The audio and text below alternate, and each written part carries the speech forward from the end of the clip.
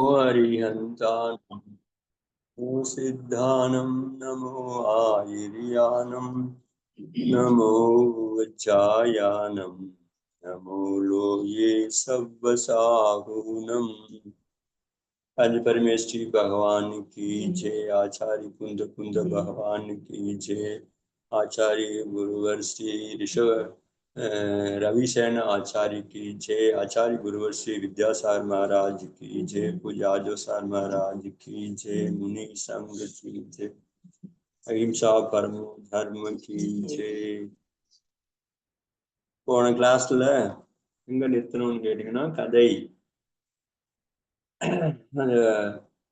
அஞ்சனாவினுடைய மாளிகைக்கு வெளியில நிக்கிறாரு இவரு. அவருடைய கணவன், அவருடைய நண்பன், அந்த பவனஞ்சனுடைய நண்பன் பிரகஸ்தன் வந்து உள்ள போயிட்டு அவளை வசந்த மாலா அப்படின்னு சொல்லக்கூடிய அஞ்சனாவுடைய தோழியை போய் பார்த்து, இது மாதிரி பவனஞ்சயன் வீட்டுக்காரன் வந்து அவங்கள பார்க்க வந்திருக்கிறாரு, புண்ணிய உதயம்னு நினைச்சுக்கோ, இப்பொழுது அவருடைய பிராணநாதன் அவரை சந்திப்பதற்காக வந்து வெளியில காத்து கொண்டிருக்கிறார் அப்படின்னு சொல்றாங்க. வசந்த மாலாவும் பிரசஸ்த சொல்றாரு, ஏ பத்ரன், மேகம் எப்பொழுது மழை பெய்கிறதோ அப்பொழுது லாபம் தானே நடக்கும். நம்மளுடைய சுவாமி பிராணநாதன் மகளுக்கு வந்திருக்கிறார்னு அப்படின்னு சொல்லி உடனே மகாபாகியம், புண்ணியத்தினுடைய உதயம் அப்படின்னு நினைச்சிருக்காங்க. அதுக்கப்புறம் அதுல பவனஞ்சனும் உள்ளே ஆனந்தத்தோடு உள்ள அந்த மகளுக்குள்ள நுழையிறாரு. அந்த சமயத்துல அங்க மௌனமாக அமர்ந்திருந்து அவள் உடனே போயிட்டு தன்னுடைய மௌனமாக அமர்ந்திருந்தா தன்னுடைய இவர்கிட்ட அஞ்சனா கிட்ட போய் சொல்றாங்க, இந்த மாதிரி உன்னுடைய கணவர் வந்திருக்கிறாரு உன்னை பார்ப்பதற்கு அப்படின்னு. உடனே அஞ்சனாவும் உடனே எழுந்து அங்க கணவன் கிட்ட வராங்க. ரெண்டு கை கூப்பி கொண்டு வருகிறார்கள். வந்து காலை தொட்டு வணங்குறான். காலை தொட்டு வந்து பவனஞ்சன் சொல்றாரு, அப்படி ரெண்டு கைகளாலையும் அவளுக்கு அதை குனிஞ்சி காலை தொட்டுக்கும்போது ரெண்டு கைகளாலையும் அவளை தூக்கி அவளுடைய கை பிடிச்சி அவளை உட்கார வைக்கிறான். சோகமாக ஒரு எல்லாம் பக்கத்துல இருக்குது, சோஃபா மாதிரி அங்க இருக்குது, அந்த இதுல சரியா அவளை உட்கார வைக்கிறாங்க. பிரசஸ்தனும் வசந்த மாலாவும் வணங்கி, அவங்க ரெண்டு பேரையும் வணங்கி தன்னுடைய இடத்துக்கு போயிடுறாங்க. அவங்க அது வெளியில போயிடுறாங்க. சரி, அவன் கணவனும் மனைவியும் பேசட்டும் அப்படின்னு சொல்லிட்டு இந்த தோழியும் போயிடுறாங்க. இவனுடைய நண்பனும் அந்த இடத்த விட்டுட்டு திரும்பி போயிடுறாங்க. பவனஞ்சன் வந்து அஞ்சனாவிடம் சொல்லுகிறான், நான் அசுப கர்மத்தின் உதயத்தினால் உன்னை தியாகம் செய்திருந்தேன். அதனால என்னுடைய பாப கர்ம உதயம், நான் இது நாள் வரைக்கும் உன்னை தியாகம் செய்திருந்தேன், அதனால் என்னை மன்னித்து விடு அப்படின்னு சொல்றான். அஞ்சனாவும் கை கூப்பி வினயபூர்வமாக அவளும் பதில் சொல்றாள், நாதரே, இஸ்மே ஆப்கோ, இதில் உங்களுக்கு எந்த விதமான தோஷமும் இல்லை அப்படி சொல்றாங்க. இத்தனை வருஷம் விட்டுட்டு அதனால மனைவி போன உடனே எப்படி சொல்றாங்க, இதுல உங்களுக்கு என்ன தோஷம் இருக்கிறது? என்னுடைய பாப கர்ம உதயம் இப்படி ஒரு நாள் இருந்தது, அதனால் நீங்கள் என் மீது கோபம் கொண்டிருந்தீர்கள். என்னுடைய பாப கர்மம். ஸோ யார் ஒத்துப்பாங்க இந்த காலத்துல? இது மாதிரினா, என்னையா அது 22 வருஷம் நீ நான் போட்டு நக்கு வந்துட்டு போயா வெளியில அப்படின்னு சொல்லியிருப்பாங்க இன்னைக்கு மக்கள். ஆனா அன்னைக்கு இருக்கிறாங்க அப்படி சொல்லப்பா, என்னுடைய கர்மம். அதாவது நம்ம என்னைக்குமே நம்ம மேல தப்பு ஏத்துக்கிறதே கிடையாது. நம்ம மேல தப்பு இருந்தா கூட ஏத்துக்கிறது கிடையாது. ஆனா அவ மேல தப்பு இல்லாத போது கூட அவ வந்து தன் மீதுதான் தப்பு எடுத்துக்கிறான். இதுதான் சாமானிய மக்களுக்கும் விசேஷமான மக்களுக்கும் உள்ள வித்தியாசம். விசேஷமான மக்கள் அல்லது மேல்தட்டு மக்கள் அப்படி பண்ண மாட்டாங்க. ஸோ தன் மீது குற்றம் இல்லைனா கூட என்னுடைய குற்றம் தாங்க அது, உங்க மேல தப்பு கிடையாது அப்படின்னு அவ சொல்றாங்க. கீழ்நிலையில இருக்கிறவங்க எப்படின்னா சொல்லுவாங்க, தப்பு பூரா பண்ணிட்டு ஏன் தப்பே கிடையாது, நான் எங்க பண்ணேன், எந்த கிடையாது, அது உங்க தப்பு அப்படின்னு தப்பில்லாத மாதிரி தப்பு சொல்றது. ஸோ இப்படி இந்த கதைகள்லாம் படிக்கும் போதுதான் நம்மளுடைய குறை தெரியுது. ஸோ இந்த வினயபூர்வமா சொல்றா அஞ்சனா, ஐயோ என் மீது உங்க மீது ஒரு தப்பும் கிடையாது, என்னுடைய பாபகரம் உதயம் நீங்க கோவப்பட்டீங்க, அது உங்க மேல என்ன குற்றம் இருக்கு, अपनी कृपा कर आभार स्नेह प्रकट किया जिसमें मेरा संपूर्ण मनोरथ पूर्ण हो गया. இப்பொழுதுதான் எனக்கு புண்ணிய உதயம் நினைக்கிறேன், பாபகர்மம் ஷயமாயிட்டோ என்ன தெரியல, இப்பொழுது உங்களுடைய ஸ்நேகம் இயற்கையாகவே உங்களுக்கு வந்துடுது, என்னுடைய மனமும் பாத்தீங்கன்னா என்னுடைய மன விருப்பமும் சரியா பூர்த்தி ஆயிடுச்சு. அதாவது நீங்க கோபம் போகணும், என் மேல இருக்கிற கோபம் உங்களுக்கு போகணும்னு தான் நினைச்சுன்னு இருந்தேன், அந்த கோபம் இன்னைக்கு போனது எனக்கு பெரிய என்னுடைய மனம் வெற்றி பெற்று, அதாவது மனசுல ஒரு திருப்தி வந்துடுது, இத்தனை நாள் ஆசை இருந்தது, அவர் என் மேல இருக்கிற கோபம் அவருக்கு போகணும்னு நினைச்சிருந்தேன், இன்னைக்கு போயிடுச்சு, ரொம்ப சந்தோஷம் எனக்கு. हृदय से आपको ध्यान रखने से आपकी किया हुआ अनादर भी मुझे आनंद तुल्य प्रतीत होता है. இதயத்துல எப்பொழுதும் உங்களை பற்றியே தியானம் செய்து கொண்டிருந்தேன். என்ன சொல்ற, உங்களை பற்றி தான் நினைச்சுட்டே இருந்தேன், உங்களை பற்றி தான் ஞாபகம் இருந்தது. அதனால நீங்க எத்தனை அனாதர் பண்ணீங்களாலும் சார், நீங்க என்னை கவனிக்கல, எனக்கு என்னை ஒதுக்குனா கூட நான் அதை கூட ஆதரவா நினைச்சு பாருங்க, நம்மளுக்குன்னு பிரியமா இருக்கிறதுனால தான் நம்மளை ஒதுக்குறாங்க. அதாவது பிரியம் இல்லைன்னா கண்டு கூட மாட்டாங்க, நம்மளை ஒதுக்குறாரு, நம்ம மேல கோவப்படுறாருன்னா என்ன அர்த்தம் கேட்டீங்கன்னா, நம்மளுக்கு மேல பிரியம் இருக்கிறதுனாலதான் கோவப்படுறாரு அப்படின்னு நினைச்சு அதை கூட நான் நல்லதாதான் ஆதரவு பாவமா நினைச்சிட்டேன். நீங்க ஒதுக்குறது கூட நான் என்ன பண்ண, ஆதரவு தான் பண்றாரு தவிர நான் ஒதுக்கல அப்படின்னு எனக்கு மனசுல உங்க மீது எனக்கு சிறிது கூட கஷ்டமே கிடையாது. 22 வருஷமா நீங்க இருந்தீங்கன்னா கூட கொஞ்சம் கூட எனக்கு கஷ்டமே கிடையாது. ஏன்னா நீங்க நான் கஷ்டமா எடுத்துருந்தா தானே உங்களுக்கு கஷ்டம், ஐயோ உங்களை மன்னிக்கிறதுக்கு அதெல்லாம். நான் தான் அந்த மாதிரி கஷ்டமே படலையே, அதுக்கப்புறம் எதுக்கு அந்த மன்னிக்கணும்னு சொல்லிட்டு நீங்க சொல்றீங்க. நீங்க நீங்க தப்பு பண்ணிட்டீங்க அப்படின்னு நான் நினைச்சிருந்தா அப்பதான் நான் மன்னிக்கிறதுக்கு நான் நீங்க தப்பே பண்ணாத போது நான் எப்படி அது மன்னிக்கிறது அப்படின்னு மனைவி சொல்றா.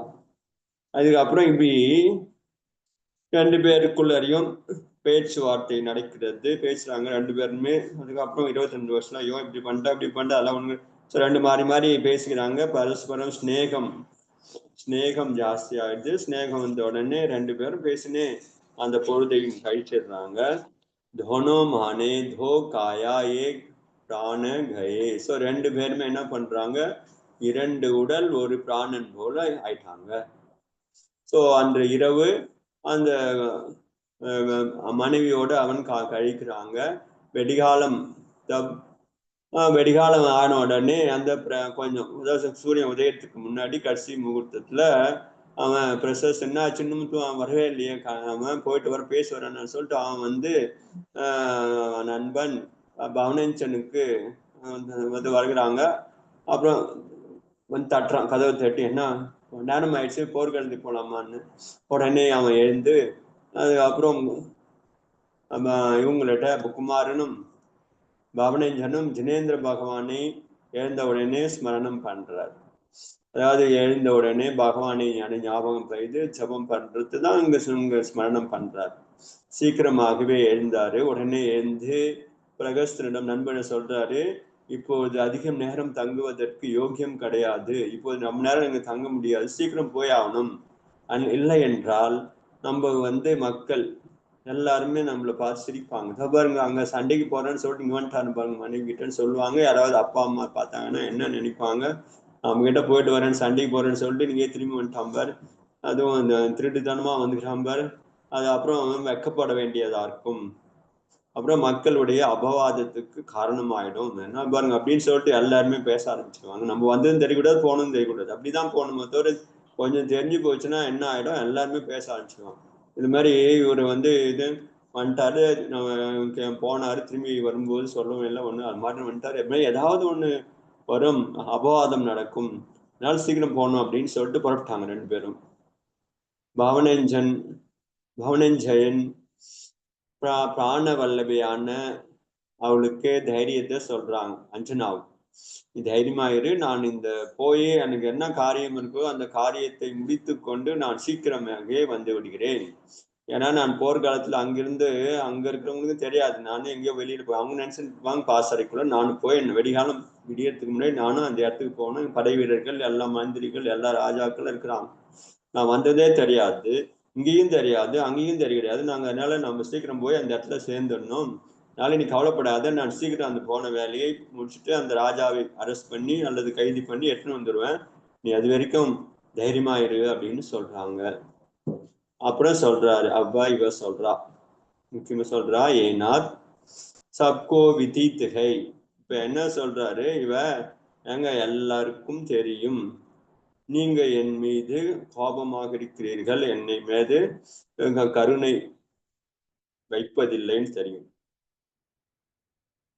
ஆனால் மேரே கல்யாணார்த்த அப்னே மாதா பிதா சே ரஹானே.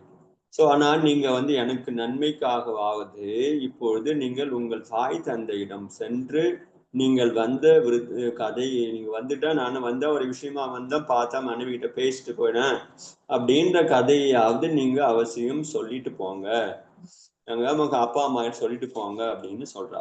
ஏன்னா நீங்க வந்த விஷயம் இவ்வளவு வந்திருக்கீங்க இருந்துங்க, ஆனா நீங்க சொல்லாம போறது, அப்பா அம்மா யாருக்குமே தெரியாம போறது நல்லது கிடையாது. அதனால உன்னை தாய் தந்தையிடம் சென்று அவரை வணங்கிட்டு நீங்க சொல்லிட்டு போயிடுங்க அப்படின்னு சொல்லிட்டு அவ சொல்றா.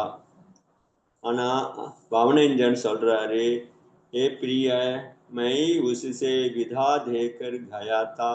அப்ப சொல்றாரு, நான் அவர்களிடம் இருந்து விடுதலை, அதாவது நான் போயிட்டு வரேன்னு சொல்லிட்டு விடை பெற்று கொண்டு போனேன். காலையில தான் போனேன், நேற்று காலையில போனேன். உடனே நான் திரும்பி வந்தேன், அவங்க அனுமதி இல்லாமலே போனவன் வந்து நான் திரும்பி வர்த்தமானு அல்லது கேட்கணும் அல்லது வர்த்தமானு கூட சொல்லிட்டு இல்லை வந்திருக்கணும், நானும் சொல்லாமலே உள்ள வந்துட்டேன்.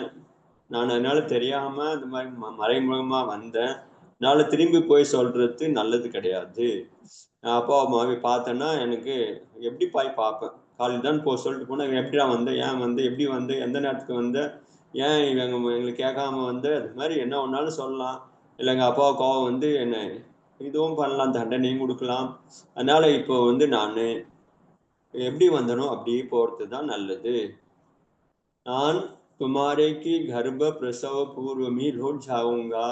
அவர் என்ன சொல்றாரு, நீங்க ஒன்றும் கவலைப்படாது, உனக்கு சீக்கிரமே நானும் வந்துடுவேன், நீ சீக்கிரமே வந்துடுவேன். அவ என்ன கேக்குறா, நீங்க அது நீங்க வந்து வரத்துக்கு முன்னாடி எனக்கு கர்ப்ப அவஸ்தை வந்துடுச்சுன்னா, பிரசவம் அது மாதிரி ஒரு நிலைமை வந்துச்சுன்னா என் மேல எல்லாருமே சந்தேகப்படுவாங்க. அதனால என் சந்தேகத்தை எப்படி நான் நீக்க முடியும், அதனால அதுக்குனால நீங்க போய் பார்த்துட்டு போங்க அப்படின்னு செகண்ட் டைம் சொல்றாங்க. நீங்க போய் பார்த்துட்டு போங்க, அது மாதிரி நல்லது கிடையாது. ஆனா நீங்க அப்படின்னா, இல்ல இல்ல நீ அதெல்லாம் கவலைப்படாத, நீ கர்ப்பவதின்னு சொல்லிட்டு அவங்களுக்கு தெரியறதுக்கு முன்னாடி, கர்ப்பம் ஆகிட்டாங்க அப்படின்னு தெரியறதுக்கு முன்னாடியே நான் வந்துடுவேன் அப்படின்னு சொல்றான். நீ கவலைப்படாத, உன்னுடைய சந்தோஷத்துக்காக இதோ பார் என்னுடைய முத்திரை மோதிரம், அது அப்புறம் கையில் கட்டியிருக்கிற கங்கணம். ஸோ கங்கணம் கையில் கட்டியிருப்பாங்களே, ஸோ இதுல அந்த தங்கத்துல கட்டியிருப்பாங்க, வாட்ச் மாதிரி கட்டிருக்கிறாங்க கங்கணம். ஸோ அதில் அவர் வந்து பேர் இருக்குது, அவங்க அப்பா அம்மாவுக்கு தான் கொடுத்தது இருக்கு. அதே மாதிரியே மோதிரத்துல அவருடைய பேரோ இனிஷியல் அடையாளம்லாம் இருக்கிறது. அதனால என் முத்திரை மோதிரத்தையும் நான் கையில் கட்டக்கூடிய கங்கணத்தையும் நீ பத்திரமாக வைத்துக்கொள், இது உங்களுக்கு தான் உனக்கு சாட்சி. ஏன்னா வந்தாரு என்கிட்ட பேசினாரு அல்லது சொல்றதுக்கும் வந்தாரு, ஏதோ காரியம் வந்தார் போனார் பேசினாரு சொல்லிட்டு நீங்க காமிக்கலாம் இது, ஏன்னா இப்போ காமிக்காத சொல்ல வேணாம், நான் வந்து உனக்கு பிரச்சனை ஏதாவது வந்துச்சுன்னா இதை காமி அப்படின்னு சொல்லிட்டு உனக்கு தீமை எதுவும் வராது அப்படின்னு சொல்லிட்டாங்க.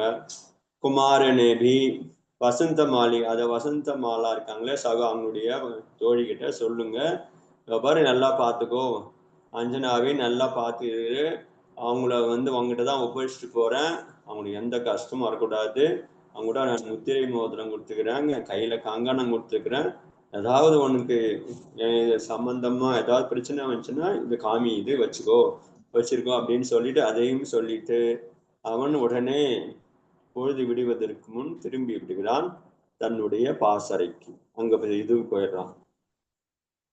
அதுக்கப்புறம் என்ன ஆயிடுது, சில அப்படியே கொஞ்சம் கொஞ்சமா காலம் சொல்ல வேணாம்னு சொல்லிட்டு போறாங்க. அது எப்படி சொல்ல முடியாது? அது மாதிரி சந்தர்ப்பம் வரல. கொஞ்சம் காலம் அப்படியே போயினே இருக்கிறது. அஞ்சனாவுக்கு கர்ப்ப லட்சணம் வெளிப்பட ஆரம்பிக்கிறது. அதுக்கப்புறம் அவளுக்கு இது மாதிரி ஏதாவது வாந்தி வருது, அது வருது, இது வருது, அப்படி கொஞ்சம் கொஞ்சமா தெரிஞ்சு எனக்கு சந்தேகம் ஆகுது. அது மக்களுக்கு, அது ராணிக்கும் அது வரைக்கும் போல கொஞ்சம் கொஞ்சமா அவ காதுக்கும் போகுது, அவங்களுடைய மாமியார் காதுக்கும் போகுது. ஆனா அது என்னவோ சரி, அவன் இருக்குதாங்க உடம்பு சரியில்லை அது மாதிரி ஏதோ அவங்க நினைச்சிட்டு இருந்தாங்க. ஏன்னா அவங்களுக்கு இது மாதிரி கர்ப்பவதி ஆவாங்கன்னு அப்படின்னு கனவுல கூட நினைச்சிருக்க மாட்டாங்க. ஆனா அது அப்புறம் எல்லாருமே போய் சொல்றாங்க, இல்லை இல்லை உங்களுடைய மருமகள் வந்து இப்பொழுது கர்ப்பவதியாக இருக்கிறாள் அப்படி இப்படின்னு சொல்லிட்டு கன்ஃபார்ம் ஆன உடனே அதை செக் பண்றாங்க வைத்தியெல்லாம். அம்மா இப்ப வந்து இவ கர்ப்பவதி தான் அப்படின்னு சொல்லிட்டு மாமியாருக்கு தெரியுது. மாமியாருக்கு தெரிஞ்ச உடனே ரொம்ப கோபம், கடும் கோபம் வந்துடுது அவளுக்கு. அவள் வந்து வருகிறாள். அவளுக்கு நேரா வந்து, யார் இந்த காரியத்தை உனக்கு செய்தது? இந்த மோசமான காரியத்தை நீ எப்போது செய்தா? யாருடன் செய்தா? அப்படி இப்படின்னு ஒரே சத்தம் போடுறாங்க. அஞ்சனா வந்து ரொம்ப வணங்கி பணிவோட கை குவிச்சு சொல்றாரு, இது மாதிரி உங்களுடைய மகன் தான் வந்தாரு அன்னைக்கு, இன்னைக்கு போனீங்களே அடுத்த நாள் வந்தாரு, இன்னைக்கு வந்து என்கிட்ட பேசிட்டு ஒரு நாள் இருந்துட்டு தான் போனாரு அப்படின்னு சொல்றா அவ. ஆனாலும் அந்த ஆரம்பத்துல இருந்து நடந்தது அத்தனையும் சொன்னா கூட அந்த அவ கேட்கறதுக்கு தயாராக இல்லை.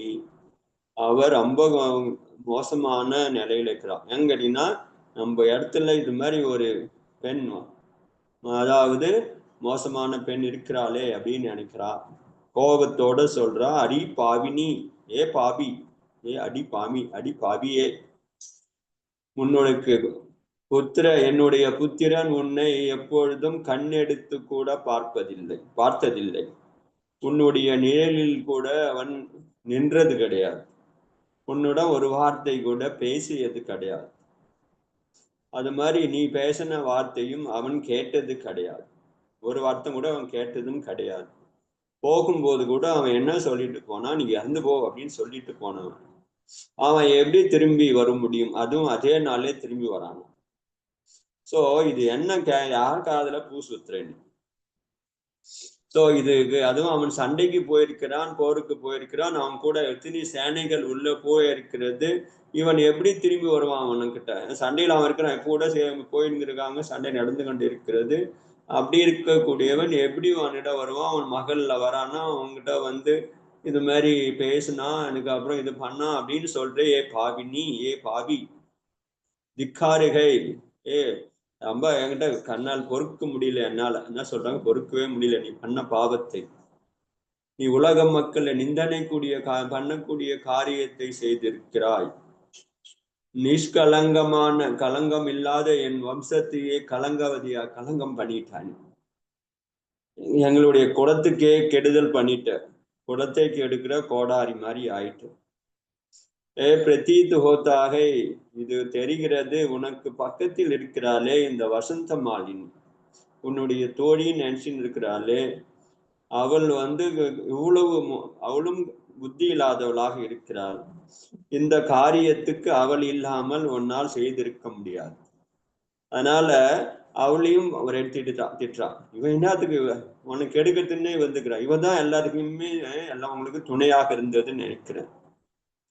சோ ஒரு வேஷ்யாவுக்கு பக்கத்துல ஒரு புத்தி இல்ல ஒரு பெண் இருக்கிற மாதிரி இவள் இருக்கிறாள். உனக்கு வந்து இவள் எப்படி நன்றாக இருக்க முடியும்? இவள் தான் எப்பயுமே உன் கூடவே தோழின்னு சொல்லிட்டு வந்திருக்கிறவள், சின்ன வயசுல வந்திருக்கிறவ. இவளுக்கு தெரியாம நீ எதுவும் பண்ண முடியாது. இவளே தான் உனக்கு எல்லாமே, உனக்கு இந்த இதுவெல்லாம் பண்ணதுக்கு காரணமாகவும் துணை புரிந்திருக்கிறாள். அதனால ரெண்டு பேருமே இங்கிருந்து, உங்க ரெண்டு பேருமே நான் பார்க்க விரும்பவில்லை அப்படி இப்படின்னு சொல்லிட்டு என்னென்ன வருமோ கோபத்தோட அவ திட்டுறான், பயங்கரமா திட்டுறான் மாமியார். அஞ்சனாவினுடைய கணவன் அப்ப சொல்றாங்க, மறுபடியும் கை கூப்பி ரெண்டு பேரும், ஐயோ ரெண்டு பேருமே கை கூப்பி, கொஞ்சம் பொறுங்கள் ராணிகளே, நான் சொல்றதுக்கு எதையும் கேட்க தயாரா இல்லை. என்ன கேட்க சொல்றீங்க? இல்ல உங்க வீட்டுக்கார் வந்தார், ஏதாவது என்னுடைய மகன் அதாவது உங்களுடைய மகன் என்னுடைய வீட்டுக்கார் வந்தாருன்றதுக்கு அத்தாட்சியாக ரெண்டு கொடுத்திருக்கிறாரு. பாருங்க, முத்திரை மோதிரம், அதுக்கப்புறம் அவர் கட்டின கங்கணம் இதோ பாருங்க அப்படின்னு சொல்றாங்க. ஆனாலும் விபரீதமான அந்த பாக்கியம் விபரீதமாக இருந்தது, கர்மம் தீவிரமாக இருந்தது. அவ கண்ணுல அதெல்லாம் ஒண்ணுமே தெரியல. ஏன்னா இதுதான் மோதிரம் வச்சுக்கிறதோ இது கங்கணங்க வச்சுக்கிறதோ இதெல்லாம் ஒரு சாட்சின்னு வந்து நீ என்கிட்ட சொல்றியாது. இது நீ திருடின்னு கூட இருக்கலாம், வச்சுட்டு இருக்கும்போது நீ எடுத்துட்டு இருக்கலாம், அது யாருக்கு தெரியும்? ஸோ யாருன்னா வச்சுக்கிட்டு திருடின்னு இருக்கலாம், என்னன்னா இருக்கலாம்ல. ஸோ மொதிர மோதம் கழிஞ்சா கீழே வீழ்ந்துட்டு இருப்பான், நீ எடுத்து வச்சுட்டு இருப்பான், குடிக்க போயிருப்பான், எடுத்து வச்சுட்டு இருப்பான் காமிக்கிறதுக்கு. இந்த சொல்ல நம்பணுமா நான்? அதெல்லாம் ஒண்ணும் கிடையாது அப்படின்னு சொல்லிட்டு விசுவாசமே வரல அவளுக்கு, அனுப்பிச்சு விட்டுறா. நினைச்சிடா.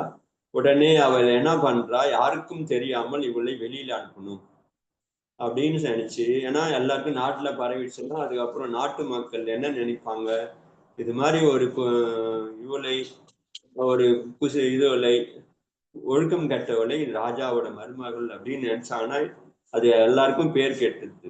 அதனால அவ யாருக்குமே தெரியக்கூடாது அப்படின்னு நினைச்சு ராணி வந்து குமுதமணி தன்னுடைய கோபத்தோடு தன்னுடைய ஒரு சாரதியை கூப்பிடுறான், அவனுடைய தேர்க்கு சாரதி.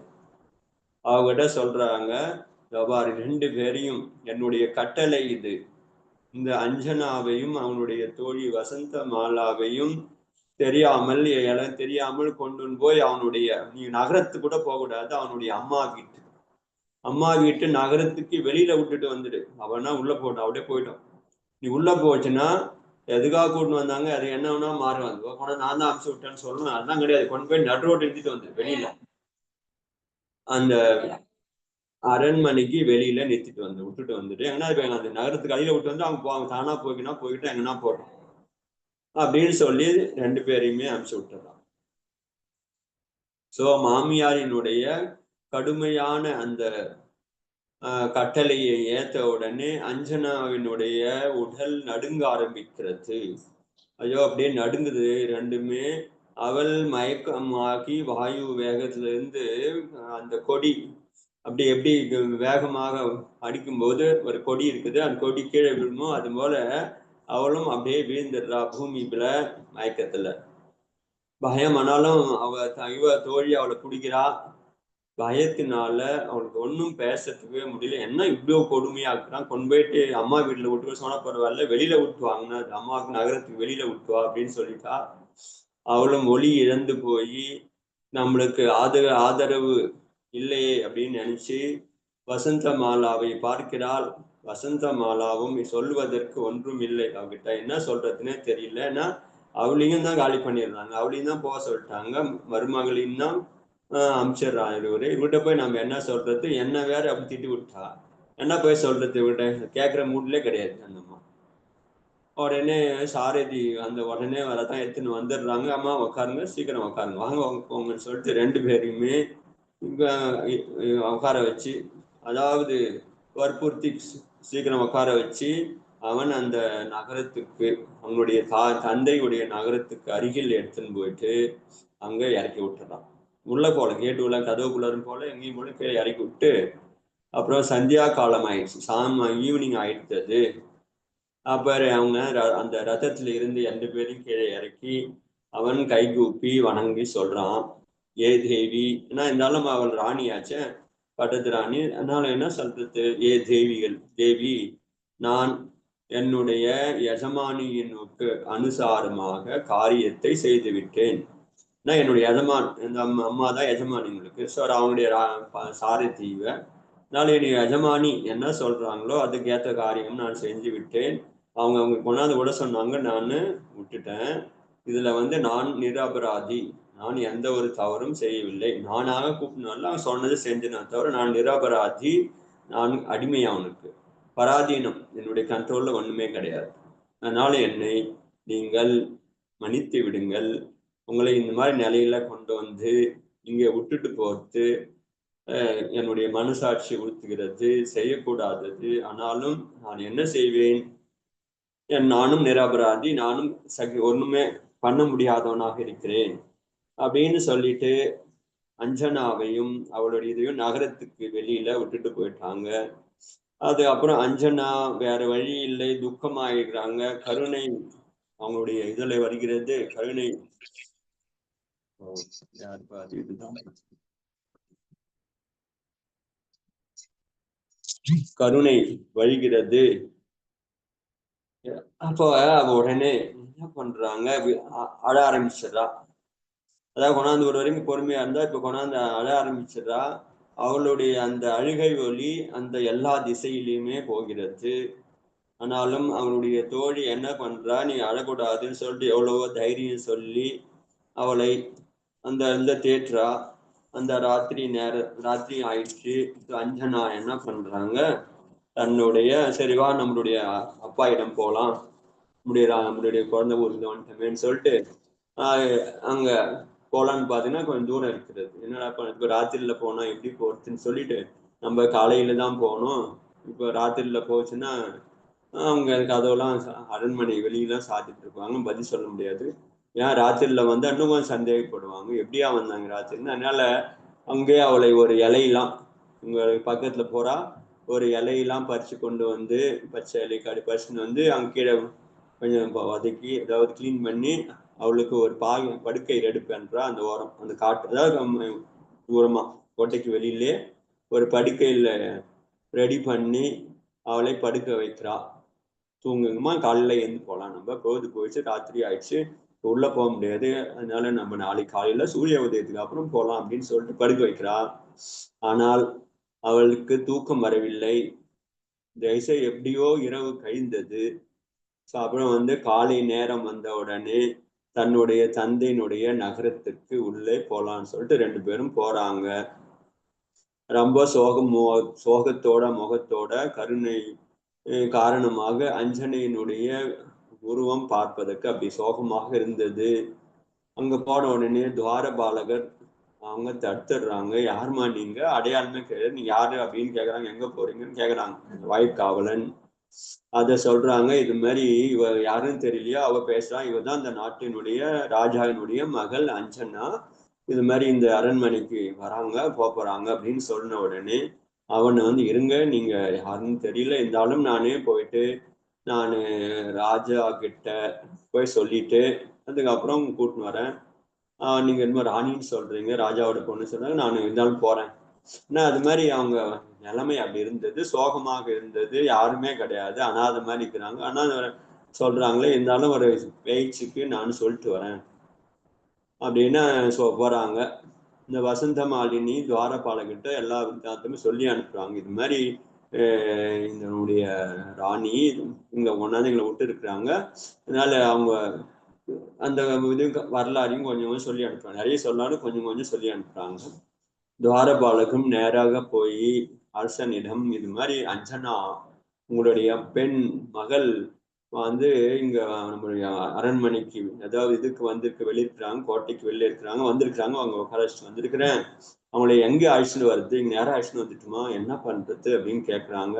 உடனே ராஜா ரொம்ப சந்தோஷமாயிட்டார். அப்படியா, என்னுடைய மகள் வந்திருக்கிறாளா, ஆஹா. உடனே தன்னுடைய மகனை கூப்பிடுகிறார். மகனை கூப்பிட்டு, அவன் பேர் பிரசன்ன கீர்த்தி, பார் மகள், நம்மளுடைய மகள் வந்து வந்திருக்கிறாங்க, வாங்க இதுல நிக்கிறாங்க, போயிட்டு தூம் தாம் ஏதாவது மேரிகை எல்லாமே நல்ல சிறப்பாக வரவேற்று கூட்டு கொண்டு வா, மகளை கூட்டு கொண்டு வா அரண்மனைக்கு, நம்முடைய அரண்மனைக்கு கூட்டு கொண்டு வா அப்படின்னு சொல்லிட்டு கட்டளை இடுறாரு. அதனால மேலதாளம் எல்லாமே இருக்கணும், மகள் வந்து பிரவேசம் பண்றது சூப்பரா இருக்கணும், அது மாதிரி ஆகுவானம் சொல்லுவாங்களே ஆகுவானி, ஸோ அது மாதிரி கூட்டுமா அப்படின்றாங்க. அதுக்கப்புறம் ஒரு நிமிஷம் கேட்கிறாரு, ஏம்மா அவங்க யாரெல்லாம் வந்திருக்கிறாங்க, என்ன வந்திருக்கிறாங்க அப்படின்னு அப்புறம் விசாரிக்கிறாங்க. அந்த உடனே செய்தி சொல்லிட்டாரு. உடனே மகனை கூட வர சொல்லிட்டாரு. எல்லாம் நினைச்சிருவாங்க எல்லாம் வீட்டுக்காரன் எல்லாருமே வந்திருப்பாங்க இருக்கிறாங்கன்னு சொல்லிட்டு அவங்க சொல்றாங்க, இல்லை 2 பேர் தான் வந்திருக்கிறாங்க. 2 பேர் தான் வந்திருக்கிறாங்களா, அவர்தான் 2 பேர் தான் வந்திருக்கிறாங்களா, ஆமா, அவளும் அவளுடைய தோழியும் தான் வந்திருக்கிறாங்க, மத்தவங்க அந்த வீட்டுக்கார சம்பந்தம் யாருமே கிடையாது. அப்ப அதுவும் வேற சொல்றாங்க, அந்த அம்மா பொண்ணு பார்க்கும்போது கர்ப்பவதி மாதிரி இருக்கிறாங்க, அந்த கர்ப்பவதி அதுவும் நிறைமாத கர்ப்ப பெண் மாதிரி இருக்கிறாங்களே அப்படின்னாங்க. உடனே அவருக்கு சந்தேகம் வந்துருது. உடனே அவளை கூப்பிட்டுன்னு வா அப்படின்னு கூப்பிட்டு வந்து விசாரிக்கிறாங்க, என்ன ஆச்சு, எதுக்காக தனியா வந்தீங்க 2 பேரும் அப்படின்னு அவள்கிட்ட கேட்குறாங்க. கேட்டுன்னு வர சொல்றாங்க. இவளும் வந்து இந்த மாதிரி தோஷம் உள்ளதா, தோஷம் சுமத்தி தங்களுடைய மகளை அவரை வந்து அங்கிருந்து அனுப்பிச்சு விட்டாங்கன்ற செய்தியை இன்னொரு மூலமா சொல்லி அனுப்புறான். வேற கேட்கணும் சொல்ற. உடனே நிறுத்திட்டு போய் கேட்டுன்னு வாயா, 2 பேரும் தனியா வந்தாங்க, அப்படின்னு சொல்லிட்டு இன்னொரு பெண்ணு தாதி பொண்ணு யாராவது போய் அனுப்புறாங்க. அவர்கிட்ட என்னென்ன வரலாறு நடந்தது அப்படின்றத அவரு கேக்குறாரு. அப்ப இது மாதிரி அவங்களுடைய மாமியார் கோபத்தினால இப்படி அனுப்பிச்சிட்டாங்க, இவ வந்து கர்ப்பவதி, இந்த மாதிரி பழி சொல்லி அனுப்பிச்சு விட்டாங்க அப்படின்றத வரலாறு போய் சொன்ன உடனே அவளுடைய அந்த ராஜாவும் ரொம்ப அதிகமான அவங்களுடைய மாமியாரை விட அப்பாவுக்கு அதிகமான கோபம். உடனே தன் புத்திரன் பிரசன்ன கீர்த்தியிடம் சொல்றான், நீ ஒன்னும் போய் கூப்பிட வேணாம், ஒண்ணும் வேணாம், எல்லாம் ஏற்பாடுலாம் பண்ணிட்டாங்க போறதுக்கு, மேலதாலியங்கள் எல்லாருமே பல்லக்கு இல்லக்கு எல்லாம் வச்சிருந்தாங்க, எல்லாத்தையுமே கேன்சல் பண்ணி எல்லாம் போங்க, எல்லாரும் அவங்க வீடு, ஒண்ணும் கூப்பிட வேணாம், பொண்ணு வேணாம், ஒரு கலங்கத்தோட ஒரு பெண் என்னுடைய வீட்டுக்கு வரக்கூடாது, பாபினி அஞ்சனாவை இந்த நகரத்துக்கு உள்ளே விடக்கூடாது, இந்த மக்கள் யாருமே அவளை போய் பார்க்கவும் கூடாது, அவளை பார்ப்பதற்கு நான் கூட விரும்பவில்லை அப்படின்றாரு. இது மாதிரி ராஜாவினுடைய இது மாதிரி கடுமையான வசனத்தை, என்னன்னா யாரும் போகக்கூடாது, பார்க்கவும் கூடாது, அவளை நகரத்துக்குள்ள அனுமதிக்கவும் கூடாதுன்னு சொன்ன உடனே அங்க இருக்கக்கூடிய ஒரு புத்திசாலி மந்திரி இருக்கிறாரு, மகோத்சாகம் சொல்லிட்டு அவர் சொல்றாரு, எங்க மந்திரிகள் வினயபூர்வமா ராஜா கிட்ட சொல்றாரு, ஏன் ராஜன், நீங்க வந்து அவர்களுக்கு யாரு என்னன்னு அதாவது முழுமையாக விஷயத்தை விசாரிக்காமல் இது மாதிரி கடுமையாக பேசுவது சரி கிடையாது. நம்ம அரண்மனைக்கு, அதாவது நம்ம நகரத்துக்கு வந்திருக்கிறாங்க, அனாதையா கூட இருக்கட்டும், யாரு என்னான்னு விசாரிக்கணுமா இல்லையா, அதுக்கு மாதிரி விசாரணிக்காமலே நீங்க வந்து அவர்களை இது நகரத்துக்குள்ள வழியக்கூடாது, யாருமே பார்க்க கூடாது, எந்த உதவியும் பண்ணக்கூடாதுன்னு சொல்லிட்டீங்களா, இது சரியாது. முதல்ல வந்து வசந்த மாலாவை நம்ம நேராக இங்கு அழைத்து விஸ்தாரமாக எல்லா வரலாறையும் கேட்டதுக்கு அப்புறம் நீங்க முடிவெடுக்கணுமா தவிர நீங்க விசாரிக்காமலே சொல்லக்கூடாது. எனக்கு தெரியும் உங்கள் மகள் அது மாதிரி நீங்கள் நினைப்பது போல தவறான காரியங்கள் செய்பவள் கிடையாது, அவளும் தர்மாத்மாவாக இருந்திருக்கிறாள், நல்ல ஒழுக்கம் உள்ளவள், அவளை போயிட்டு அந்த குமதி, அதாவது கேதுமதின்றது அவங்களுடைய மாமியார் பேர், அந்த கேதுமதி வந்து கேது மாதிரி இருப்பா பொழுது சுபாவம் இருக்கிறது, அவளுடைய ரொம்ப குரூரமான சுபாவம், ரொம்ப உத்தண்டமாக இருக்கிறது அவளுடைய சுபாவம் இருக்குன்னு நான் கேள்விப்பட்டேன். அதை தான் அவ அப்படி பண்ணியிருக்கிறாளோ தவிர அவ கண்டிப்பாக நல்லது செஞ்சிருக்க மாட்டா அவளுடைய மாமியாரு. அதனால நீங்கள் அந்த இவளுடைய அவனுடைய மாமியார் பேச்சை கேட்டுன்னு இந்த தவறான தோஷம் சொல்லி அந்த மாமியாருடைய பேச்சை கேட்டுக்கின்னு நம்மளுடைய பெண்ணை நீங்கள் உதாசீனப்படுத்துவது அனுப்புறது சரி கிடையாது அப்படின்னு அவனும் சொல்றாரு. ஆனாலும் அதை கேட்பதற்கு ராஜாவும் சரியாது. அவர் சொல்றாங்க, எனக்கு தெரியும் வசந்தமாலா யாருன்னு கேட்டீங்கன்னா சின்ன வயசுல இருந்து அவளுடைய தோழி, அவள் எப்பொழுதும் அவளுக்கு தோழிக்கு ஸ்நேகத்தின் மீது அவளுக்கு வந்து எப்பயுமே ஸ்நேகத்தின் அவனுடைய பயங்கர ஸ்நேகம் அவனுக்கு இருக்கிறது, அவள் உண்மையை சொல்ல மாட்டாள். ஸோ அதனால அவளுக்கு கேட்ட ஒன்றும் பிரயோஜனம் கிடையாது, வசந்தமாலா கேட்ட ஒன்றும் பிரயோஜனம் கிடையாது, அவ வந்து எது சொன்னாலும் ஐயோ இல்லையவே இல்லையே அப்படின்னு நடக்கவே இல்லையே அப்படிதான் சொல்லுவா. அவ ஸ்நேகம் வந்து இருக்கிறது. அதனால இவ்வளவு தோஷம் இத்தனை எனக்கும் தெரியும், இத்தனை 22 வருஷமாக நம்மளுக்கு என்ன இருக்குது கேட்கும் போதெல்லாம் அவங்க 2 பேருமே தனியா தான் இருக்கிறாங்க, இவரை பார்ப்பது கூட கிடையாது, பேசுவது கூட கிடையாது அப்படிதான் நாமளும் கேள்விப்பட்டு நின்றோம் 22 இத்தனை நாளா. நம்மளும் சரி அவங்களாச்சு நம்ம என்ன பண்றது விட்டாங்க. அவங்க இவனை போய் ஏன்பா என் பொண்ணு ஏன் நீ இது மாதிரி பண்ணிங்கிற, ஏன் என் பொண்ணை வச்சுங்கிற, யாருமே போய் கேட்கவும் இல்லை. ஸோ அந்த வீட்டில் இருக்கிறவங்களே கேட்கல, இந்த வீட்டுக்காரன் அந்த பொண்ணை பத்தி போய் கேட்கல, என் பொண்ணை நீ இது மாதிரி தனிமைப்படுத்துற, கொடுமைப்படுத்துற, ஒண்ணுமே கவனிக்கல அப்படின்னு இவளும் போயிட்டு எதுவுமே கம்ப்ளைண்ட் பண்ணல. ஆனா எல்லா விஷயமும் தெரியுது அந்த ராஜாவுக்கு. ஸோ அது தனியா வச்சிருக்காங்க, ஒன்றும் பேசுறது கிடையாது, 2 பேருக்குமே போக்குவரத்து கிடையாது, 2 பேருமே ஒருத்தர் பார்க்கறதே கிடையாது அப்படின்னு தான் இத்தனை வருஷமா இருந்தது. திடீர்னு இன்னைக்கு வந்து இவள் வந்து கர்ப்பவதியா வந்திருக்கிறாரு, தனியா வந்திருக்கிறாரு, என் வீட்டுக்கார் சரி கர்ப்பவதியா இருந்தாருன்னா வீட்டுக்கார் உள்ள வரணும், வீட்டுக்கார் எங்க போயிட்டு சரி வீட்டுக்காரன் ஏன் வரல, அல்லது வேற யாருன்னாலும் அனுப்பிச்சு வைக்கணும், இல்லை இவங்க அவங்க சொந்தக்காராவது கூட்டிட்டு வந்து விட்டுட்டு போகணும், ஒருத்தரும் கிடையாது, 2 பேரையுமே துரத்தி விட்டுக்கிறாங்க. ஸோ அது இங்க 2 பேரையுமே அந்த அந்த ராணி அங்க எல்லாருக்குமே துரத்தி விட்டாங்கன்னா என்ன அர்த்தம் அது? ஸோ உண்மையிலே யோக்கியமாக இருந்திருந்தால் யாராவது வந்து ரொம்ப இது பூர்வமா இப்ப இது கர்ப்பவதி ஆயிட்டாங்கன்னா கொண்டாந்து விட்டுட்டு போவாங்களா, அம்மா கிட்ட விட்டுற மாதிரி விட்டுட்டு போயிட்டணும். ஆதரவு பாவனையோட வந்திருக்கணும். யாருமே வரலாம தனியா கொண்டாந்து விட்டு போயிருக்காங்க. யாருமே கூட கிடையாது, ஒருத்தரும் கிடையாது. அப்படி எப்படி நம்புவது? இவ பேச்சு எப்படி நம்புறது? அஞ்சனா பாரி உஸ்கி பதிக்கு ரஞ்சு மாத்து. ஆனால் அஞ்சனா மீது அவனுடைய கணவன் கொஞ்சம் கூட ராகம் கிடையாது, அனுராகம் இல்லாமல் இருந்தான். நாளைக்கு ஒரு நாள் கேட்டுக்கொண்டிருந்தேன். அதனால இவளை பேச்ச சொல்றதை நம்ப முடியாது. இசை அபி முஜே உஸ்கி இசி சீலம் எனக்கே வந்து சந்தேகம் வரும்னும் போது அவன் மாமியாருக்கு வராதா என்ன? நம்ம தூரம் இருக்கிற எனக்கே இப்ப இவளை சீலவதியா இருப்பான்னு சந்தேகமா இருக்கும்போது அவன் மாமியாருக்கு வரத்துக்கு என்ன சந்தேகம்? கூடவே இருக்கிறாங்க மாமியார், அவளுக்கு எப்படி தெரியாம போயிடும். அதனால இவங்க ரெண்டு பேரையும் நகரத்துக்கு உள்ள வரக்கூடாது, இங்க இருந்து வெளியில போக சொல்லிடு, இங்க தூரமா போயிட்டு சொல்லு. அதே மட்டும் கிடையாது, இப்போ தன்னுடைய மகன் எல்லார்கிட்டையும் சொல்றாரு, இதுவும் தவறா போட்டு இந்த மாதிரி இந்த களங்கம் உள்ள பெண்ணுக்கு யாராவது இந்த நாட்டுல வீட்டுல தங்க வச்சாலும் சரி, அல்லது சாப்பாடு கொடுக்குறாங்க அல்லது தங்கறதுக்கு இடம் கொடுக்குறாங்கன்னாலும் அவங்க வந்து அரச தண்டனைக்கு உரியவளாயிடும். ஒருத்தர் கூட கிட்ட கூட போகக்கூடாது, அனுமதி பண்ணக்கூடாது அப்படின்னு வேற சொல்லிடு, சட்டம் போட்டு. சோ அதனால ராஜாவும் தானும் கூப்பிடவில்லை. அந்த நாட்டுல இருக்கிற ஒத்தன் கூட யாராவது கருணையோட வச்சுப்பாங்க வீட்டுலனாலும் யாரையும் வச்சுக்க கூடாது, யாரும் சாப்பாடு கொடுக்க கூடாது, பார்க்க கூடாதுன்னு சொல்லிட்டதுனால அவன் வந்து அதையும் எல்லாருமே தெரிஞ்சிடுது, கம்முன்னு அடங்கிடுறான், யாரும் போகவே இல்லை. அதனால ராஜா சொல்லும் போது யாரும் என்ன பண்ணணும், துவாரபாலகனும் போய் சொல்லிடுறாங்க, அம்மா நீங்க இருக்கக்கூடாது, நீங்க வெளில போயிடுங்க, நீங்க இந்த நகரத்திலே வரக்கூடாது, உங்களை யாருக்குமே வந்து உங்களை பார்க்க கூடாது சொல்லிட்டாங்க, எந்த உதவியும் யாரும் பண்ண மாட்டாங்க, நீ வந்தா கூட நீங்க பாத்தீங்கன்னா அனாதி அபேதம் இறக்கணுமோ தவிர சோறு கூட கிடைக்காது, உங்களுக்கு சோறு தண்ணி கூட கொடுக்கறதுக்கு ஆள் இருக்க மாட்டாங்க, தண்ணி கேட்டா கூட நாட்டுல யாரும் தண்ணி கொடுக்க மாட்டாங்க, வந்தான்னா கூட எதுக்கு நீங்க வர போறீங்க, அதனால நீங்க நகரத்தை விட்டு வெளியில எங்கன்னா ஒரு இடம் போய் பார்த்துக்குங்க அப்படின்னு சொல்லி அனுப்பிச்சிடுறான் அவன். சோ அஞ்சனாவும் தன்னுடைய தந்தையினுடைய திரஸ்காரம் காரணமாக இது மாதிரி வெறுப்பு காமிச்சாரு. ரெண்டாவது வந்து இது மாதிரி வெளியில துரத்தி அனுப்பாத குறைதான், கழுத்தை பிடிச்சி வெளில அனுப்பாத குறையா அப்படி பண்றாருன்னு சொல்லிட்டு அவளுக்கும் வேற எங்க போறது அப்படின்னு தெரியாமல் அவளும் அழுகிறாள்.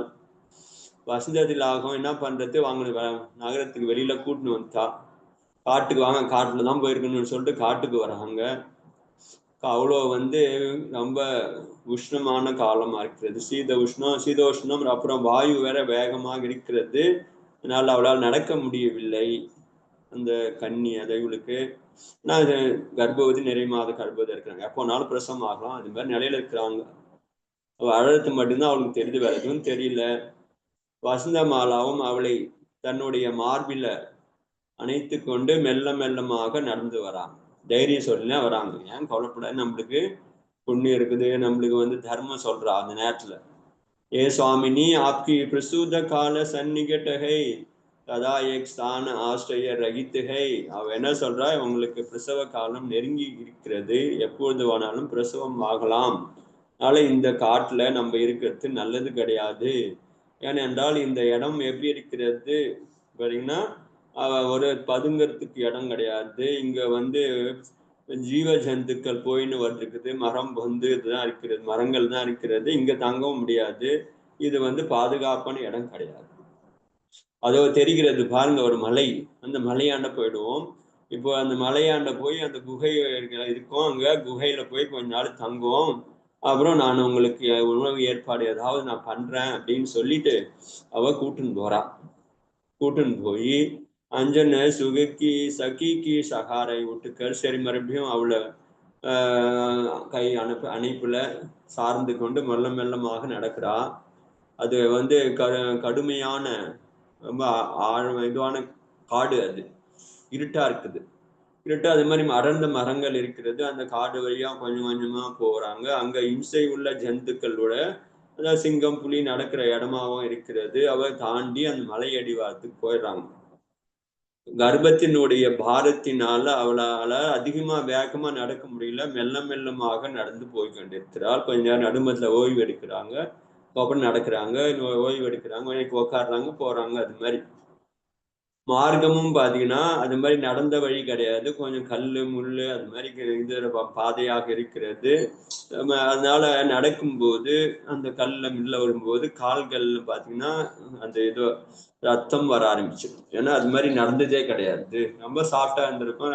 அரண்மனையில இருந்தவங்க இது மாதிரி காட்டுல மேட்டுல கல்லுலயும் இதுலயும் நடக்கும்போது அது கால் வயிற்றுச்சு, அது ரத்தம் வருது.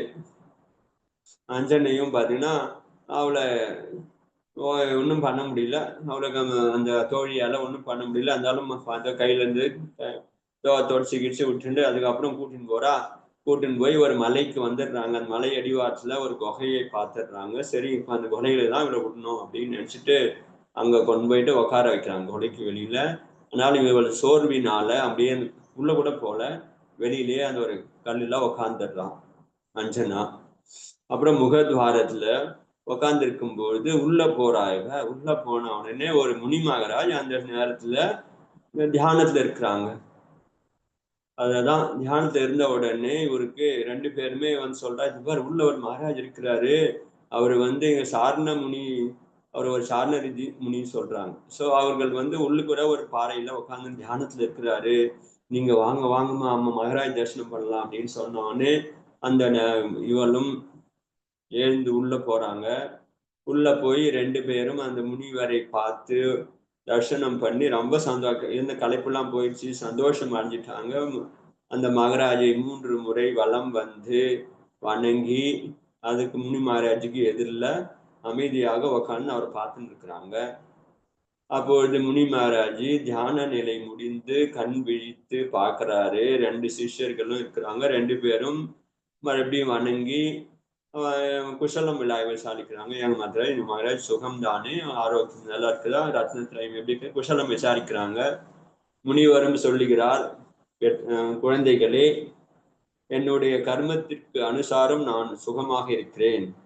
ஆனால் பாருங்கள், ஆனால் பாருமா கர்மத்தினுடைய விசித்திரமான நிலையை. ராஜா மகேந்திர, ராஜா மகேந்திர அப்பா பேரு மகேந்திரன், அவனை வந்து தன்னுடைய மகளை, இந்த மாதிரி கர்ப்ப அவஸ்தையில் இருக்கக்கூடிய மகளை கூட, நிரபராதமான மகளை கூட குடும்பத்துல இருக்கிறவங்க தியாகம் செஞ்சுட்டாங்களே, இது மாதிரி கர்மத்தினுடைய விசித்திரம் பாருங்க. எந்த குற்றமும் இல்லாத உன்னை இது மாதிரி நிலைக்கு ஆளாகிட்டாரே உங்க அப்பா. அப்ப கர்மத்தினுடைய நிலையை நினைக்கும் போது தான் எனக்கு கஷ்டமா இருக்கு. எனக்கு நான் நல்லா இருக்கிறேன் நான், ஆனா உன் நிலையை பார்த்தாதான் எனக்கு மனசுல கஷ்டமாயிடுச்சு. சம்சாரத்தில் இருக்கிற எல்லா ஜீவன்களும் இப்படிதான் தன்னுடைய கர்மத்தின் பலனை அவசியம் அனுபவிக்கின்றன அப்படின்னு சொல்றாரு.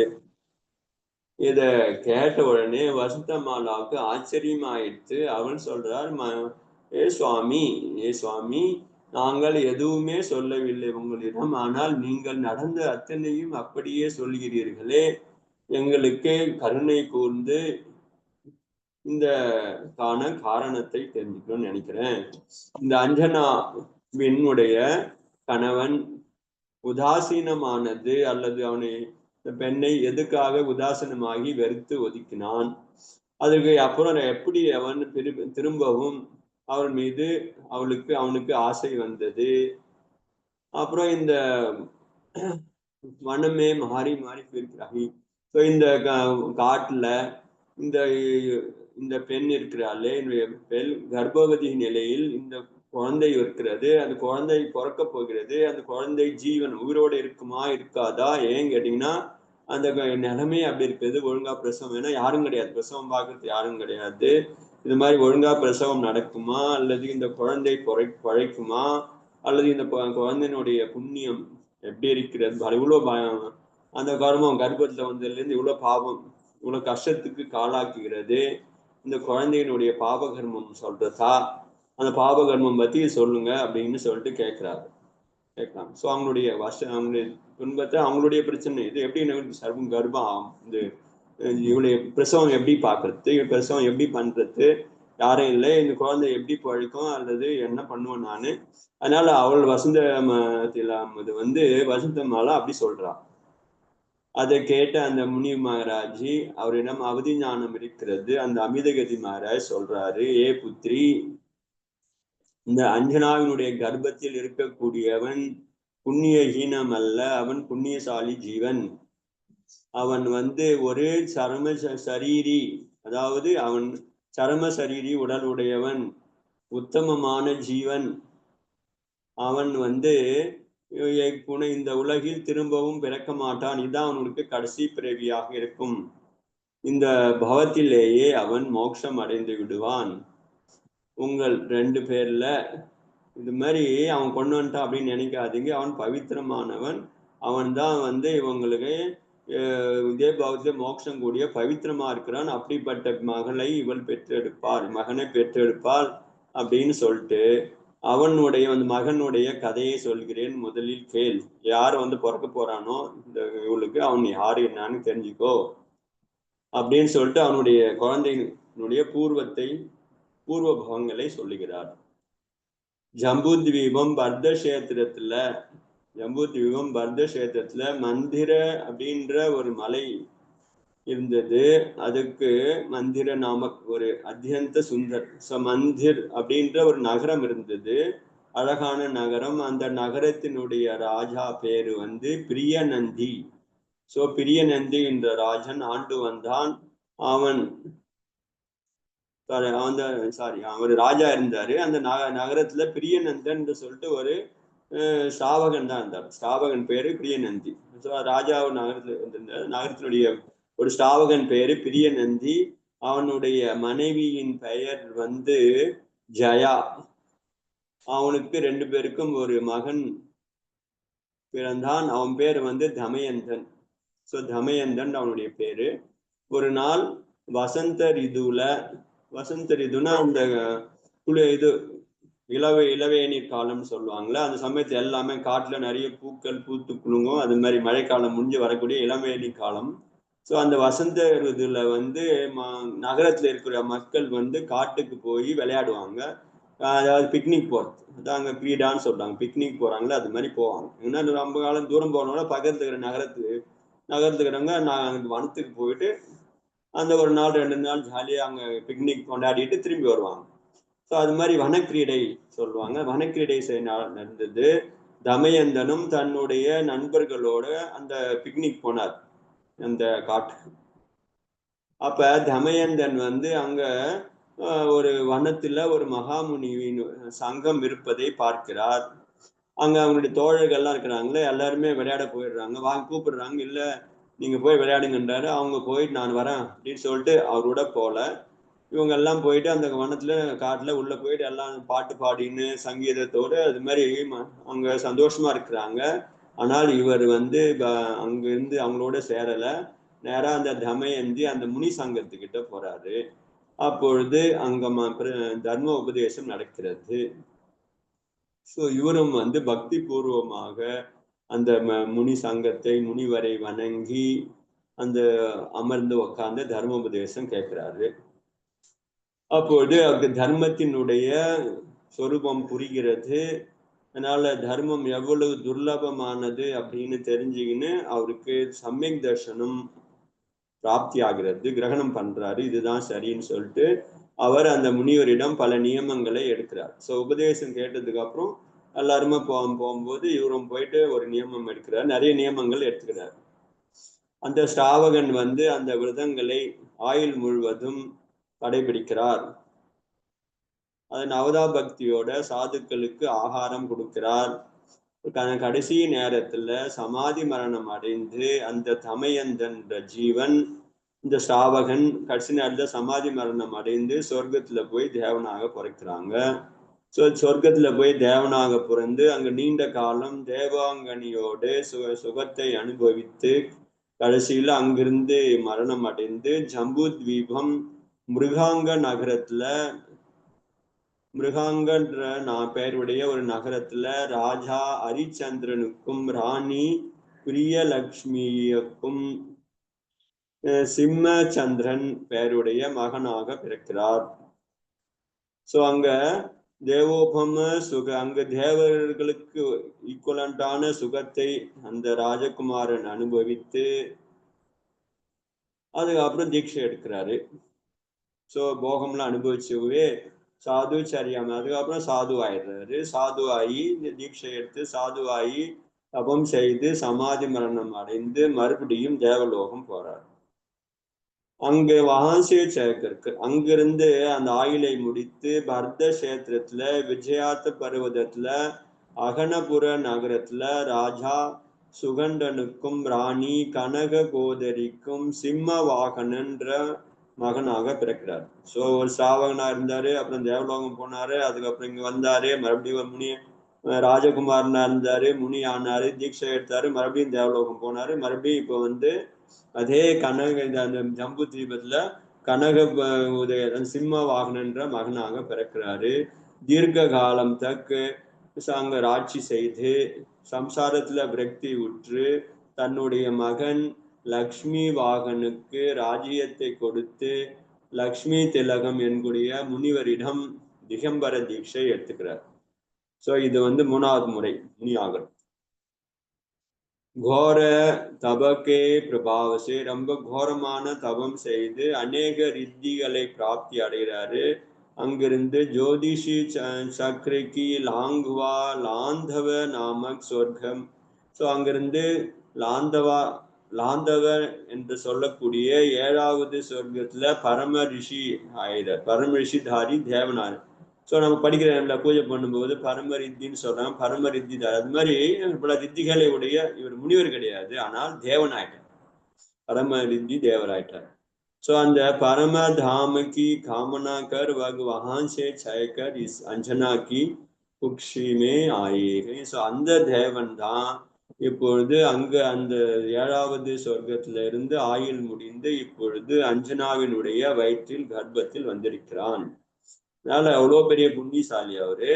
அதனால இந்த தேகத்தை அவரு திரும்பவும் பெற மாட்டார், இதுதான் கடைசி தேகம். அதுக்கப்புறம் அவரு அவினாஷி பரம பதத்தை அடைவாரு.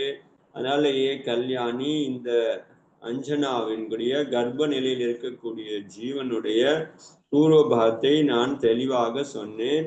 நீங்கள் இதில் மீது இவர் குழந்தையை மேல சந்தேகப்பட வேண்டாம். இவர் இந்த குடும்பம் மறுபடியும் நல்ல நிலைக்கு போவோம் அப்படின்னு சொல்லிட்டு அந்த கதையை சொல்லி முடிச்சார். அதுக்கப்புறம் அஞ்சனா கதை சொல்றார். அஞ்சனி, உன்னுடைய கதை கேள். நீ ஒரு முறை ஒரு ராஜாவிற்கு பட்டத்து ராணியாக இருந்தாய். ஸோ அந்த சமயத்தில் பட்டத்து ராணியாக அந்த பதத்தில் இருப்பதனால உனக்கு அபிமானம் அதிகமாக இருந்தது, கர்வம் அதிகமாக இருந்தது. அதனால என்ன பண்ண, ஒரு முறை உங்களுடைய தோழிகளோட ஏதோ சண்டை நடந்தது, என்னன்னு தெரியாது, அந்த கதை சொல்ல வீவா சொல்ல. சில காரணத்தினால என்ன பண்ண, நீ கோயிலில் ஒரு இதுல ஒரு ஆலயத்தில் இருந்த ஜின பகவானை நீ என்ன பண்ண, எடுத்துன்னு போய் இங்க எடுத்துன்னு போய் ஒழிச்சு வச்சுட்ட. அவர் சமய ஆரியாக்கு ஆகாரிக்கு நிமித்த பார்த்தாரு. ஸோ அந்த சமயத்துல உன்னுடைய அரண்மனைக்கு ஒரு ஆரிகை வந்தாங்க ஆகாரம்காக. அப்பொழுது இது மாதிரி பகவானுடைய மூர்த்தி இவர்கள் அது மாதிரி எடுத்து ஒழிச்சு வச்சிட்டாங்க அப்படின்னு சொல்லிட்டு அவங்க அபிநயக்கே கேள்விப்படுறாங்க. இது பகவானுக்கு அபிநயம் நான் பண்ணிட்டாங்க, பகவானுடைய தர்சனம் பண்ண விடாம பண்ணிட்டாங்கன்னு சொல்லிட்டு மற்ற ராணிகள் யாரோ அவங்க சொல்றாங்க. அப்படிதான் கதை வந்தது. இதுல வரல, விரிவா அதுல வரும். ஸோ இன்னொரு ராணியை வணங்கக்கூடிய அந்த சைத்தியாலயத்திலிருந்து அந்த ராணியின் மீது கோபம், அவர் தானே டெய்லி பகவான் பூஜை பண்றேன், என்னதான் பண்றா பார்க்கணும் சரி சொல்லிட்டு அந்த பகவானை எடுத்துன்னு வந்து தண்ணியில கிணத்துல வச்சு போட்டுடுறாங்க அப்படின்னு சொன்னாங்க, கேள்விப்பட்டோம். ஸோ அது மாதிரி அந்த பகவானை எடுத்துன்னு வந்து ஒழிச்சு வச்சிட்டாங்க, அதாவது கிணத்துல போட்டா அப்படின்னு சொல்றாங்க ராணின்ற கர்வத்துல. அது முன்னால அது ராணிக்கு தெரிஞ்சு போகுது. இது மாதிரி அவங்ககிட்ட வராங்க, அந்த ஆரிகை வராங்க, இது மாதிரி பகவான் என்னுடைய கோயில்ல அரண்மனையில இருந்ததை இவங்க இந்த பட்டத்து ராணி எடுத்து போட்டாங்க அப்படின்னு சொல்லி அவ அழறாங்க. அந்த ராணி சொல்லிக்கிறாங்க, அழுகிறாங்க. அதனால இவர் என்ன பண்ணா, ஆகாரம் எடுக்காம அந்த வீட்டுல அந்த அரண்மனைக்கு ஆகாரம் எடுக்காம அவர் வந்து அந்த ஆரிகை உபதேசம் பண்றார். அந்த ராணியை கூப்பிட்டு, இந்த பார், நீ செஞ்ச காரியம் கொஞ்சம் கூட நல்லது கிடையாது. பகவானை உன்னுடைய கோபத்துல என்ன பண்றது, பகவானுக்கு அபிநயம் பண்ணியாச்சு. இப்ப நம்ம அப்படிதான் நடக்குது, நம்மளுக்கு அவங்களுக்கு சண்டைன்னா பகவான் மேலதான் காமிப்பாங்க கோபத்தையோ, அதெல்லாம் கிடையாது, இதெல்லாம் கிடையாதுன்னு சொல்லிட்டு பகவான் மேல காமிக்கிறாங்க. ஸோ ஒரு ஊர்ல நடக்குதுன்னு வச்சு சண்டை, ஸோ அங்க ஏதாவது கட்டுறாங்கன்னா அதே இடத்துல தான் காமிப்பாங்க. ஸோ அதை பண்ணக்கூடாது. ரெண்டு பேருக்கும் சண்டை பார்த்து எங்க காரணங்கிறது கோயில்ல தான் காமிப்பாங்க, அது பகவான் மேல காமிக்கிறாங்க, அந்த தர்ம காரியத்துல காமிப்பாங்க. ஸோ அவங்க அதுக்கு பண்ண விடாம தடுக்கிறது. ஸோ இதெல்லாம் நடக்குது, இன்னைக்கு நடக்குது, அங்கேயும் நடக்குது. தர்ம காரியம் பண்ண விடாம தடுக்கிறது, அவ்வளவுதான். கோபத்தை எப்படி வெளிப்படுத்து, நீ எப்படி கட்டிடுவியா நீ அப்படின்னு பண்றாங்கல்ல, அது மாதிரி. அப்ப அந்த ஆரிகை சொல்றாங்க, இந்த பார் பகவான் மூர்த்திக்கு இது மாதிரி அபிநயம் பண்றதுனால உனக்கு பல ஜென்மங்களில துக்கம் வரும், அஞ்ஞானம் காரணமாக நீ பண்ணிட்டாய். அதனால ஏ நாதான ராணியே, ராணி உன் மீது எனக்கு கருணை வருகிறது, இவ்வளவு அழகாக இருக்கிறாய், பிரியமான பட்டத்து ராணியாகவும் இருக்கிறாய், இந்த பெரிய பதவியிலும் இருக்கிறாய், நல்ல போகத்தையும் இருக்கிறாய். ஆனால் இந்த புண்ணியத்தினுடைய போன ஜென்மத்தை நீ செஞ்ச புண்ணியத்தின் காரணமாக உனக்கு எவ்வளவு மனித பிறவி கிடைத்திருக்கிறது, பட்டத்து ராணி கிடைச்சிருக்கிறது, எல்லா போகங்களும் கிடைக்கிறது. ஆனால் நீ அந்த மகா புண்ணியத்தின் யோகத்தினால கிடைச்ச இந்த பதவியை நீ இப்பொழுது துராச்சாரமாக பயன்படுத்த, நீ மகா நிந்தனைக்குரிய ஒழுக்கத்தை நீ செய்யாதே. இது மாதிரி ஜினேந்திர பகவானுடைய பிரதிமையை ஆதரவு இல்லாமல் வைப்பது அனாதரவு. அதாவது மதிக்கிறது கிடையாது, வணங்கிறது கிடையாது, அதை உதாசீனப்படுத்துறது நடக்குதுல்ல. நீங்க பாத்தீங்கன்னா கோயிலுக்கு தான் உதாசீனம், அனாத. நம்ம கோயிலுக்கு தான் பகவான் கிட்ட கூட போறது கிடையாது. என்ன அது அனாதரவு பாவம். நம்ம வீட்டுக்கு வந்துக்கிறாங்கன்னு வச்சுக்கோங்க, கேட்கறதே கிடையாது. என்னன்னு சொல்லுவாங்க, வீடு கடவுத்துக்கு வந்துக்கிறாங்க, விருந்தாளி வந்துக்கிறாங்கன்னா பாக்குறது கிடையாது, அங்க எப்போ வந்தீங்கன்னு கேட்கறது கிடையாது. அங்க மட்டும் அங்க கூட உட்காந்துக்கிறாங்க. நம்ம மட்டும் போனீங்க வந்தீங்கன்னா என்ன சொல்லுவாங்க அவங்க, என்னங்க இது நான் வந்துக்கிறேன் என்னான்னு கூட ஒரு வார்த்தை கேட்கல, சாப்பிட்டீங்களா தண்ணி குடிக்கலாம்னு சொல்லவே இல்லை. அது மாதிரி நீங்க மட்டும் சாப்பிடுறீங்க, நீங்க மட்டும் போறீங்க. அப்புறம் விருந்தாளியா வந்துக்கிறாங்களோ அவங்க என்ன நினைக்க மாட்டாங்க, என்னப்பா விருந்தாளின்னு சொல்லிட்டு நம்ம வந்துக்கிறோம், சொந்தக்காரன்னு சொல்லிட்டு வந்துக்கிறோம், நம்மள பார்க்க கூட கிடையாது, சாப்பியான்னு ஒரு வார்த்தை கேட்கறது கிடையாது, உக்காருங்கன்னு சொல்றதும் கிடையாது. நம்மளே அழியாத இது விருந்தாளி மாதிரி இங்க உக்காந்து இருக்கமே அப்படின்னு சாமானிய மனுஷனுக்கே கோபம் வரும். அது மாதிரி வருதுன்னு வச்சுங்களேன். ஆனா அது மாதிரிதான் பகவானை வச்சுங்கிறோம். நம்ம ஊர்ல ஒரு கோயில் இருக்கிறது, ஒரு பகவான் இருக்கிறாரு, அந்த பகவானுக்கு என்னன்னா நடக்குது போய் பார்ப்போமே, பார்க்கறதே கிடையாது, என்னான்னு கேட்கறதும் கிடையாது. ஸோ அப்படிதான் என்ன அனாதர பாவம். சாமானிய மனுஷனுக்கு அது மாதிரி அனாதரவு கனவுடா சொல்றாங்க. ஒரு பகவானுக்கு நம்ம ஊருக்கு ஊரு அப்படிதான் நடக்கிறது. கெட்டையும் போய் பார்க்கறது கிடையாது, பூஜை பண்ணா நம்மளுக்கு கிடையாது பூஜை, அருணாத போய் பார்க்கறது. இது மாதிரி அனாதரவு பாவம் இருந்தா என்ன கிடைக்கும்னு சொல்றாங்க, கேளுங்க. உங்க சொந்தக்காரில் எல்லாருமே கிராமத்துல இருக்கிறாங்களே, ஏன் கிராமத்தை விட்டு நிறைய பேர் இது மாதிரி எங்கெங்கயோ ஓடி போயிட்டாங்க, எல்லா கதையுமே இதுல வருது. இல்லை இந்த படிக்கும்போது புரியுது.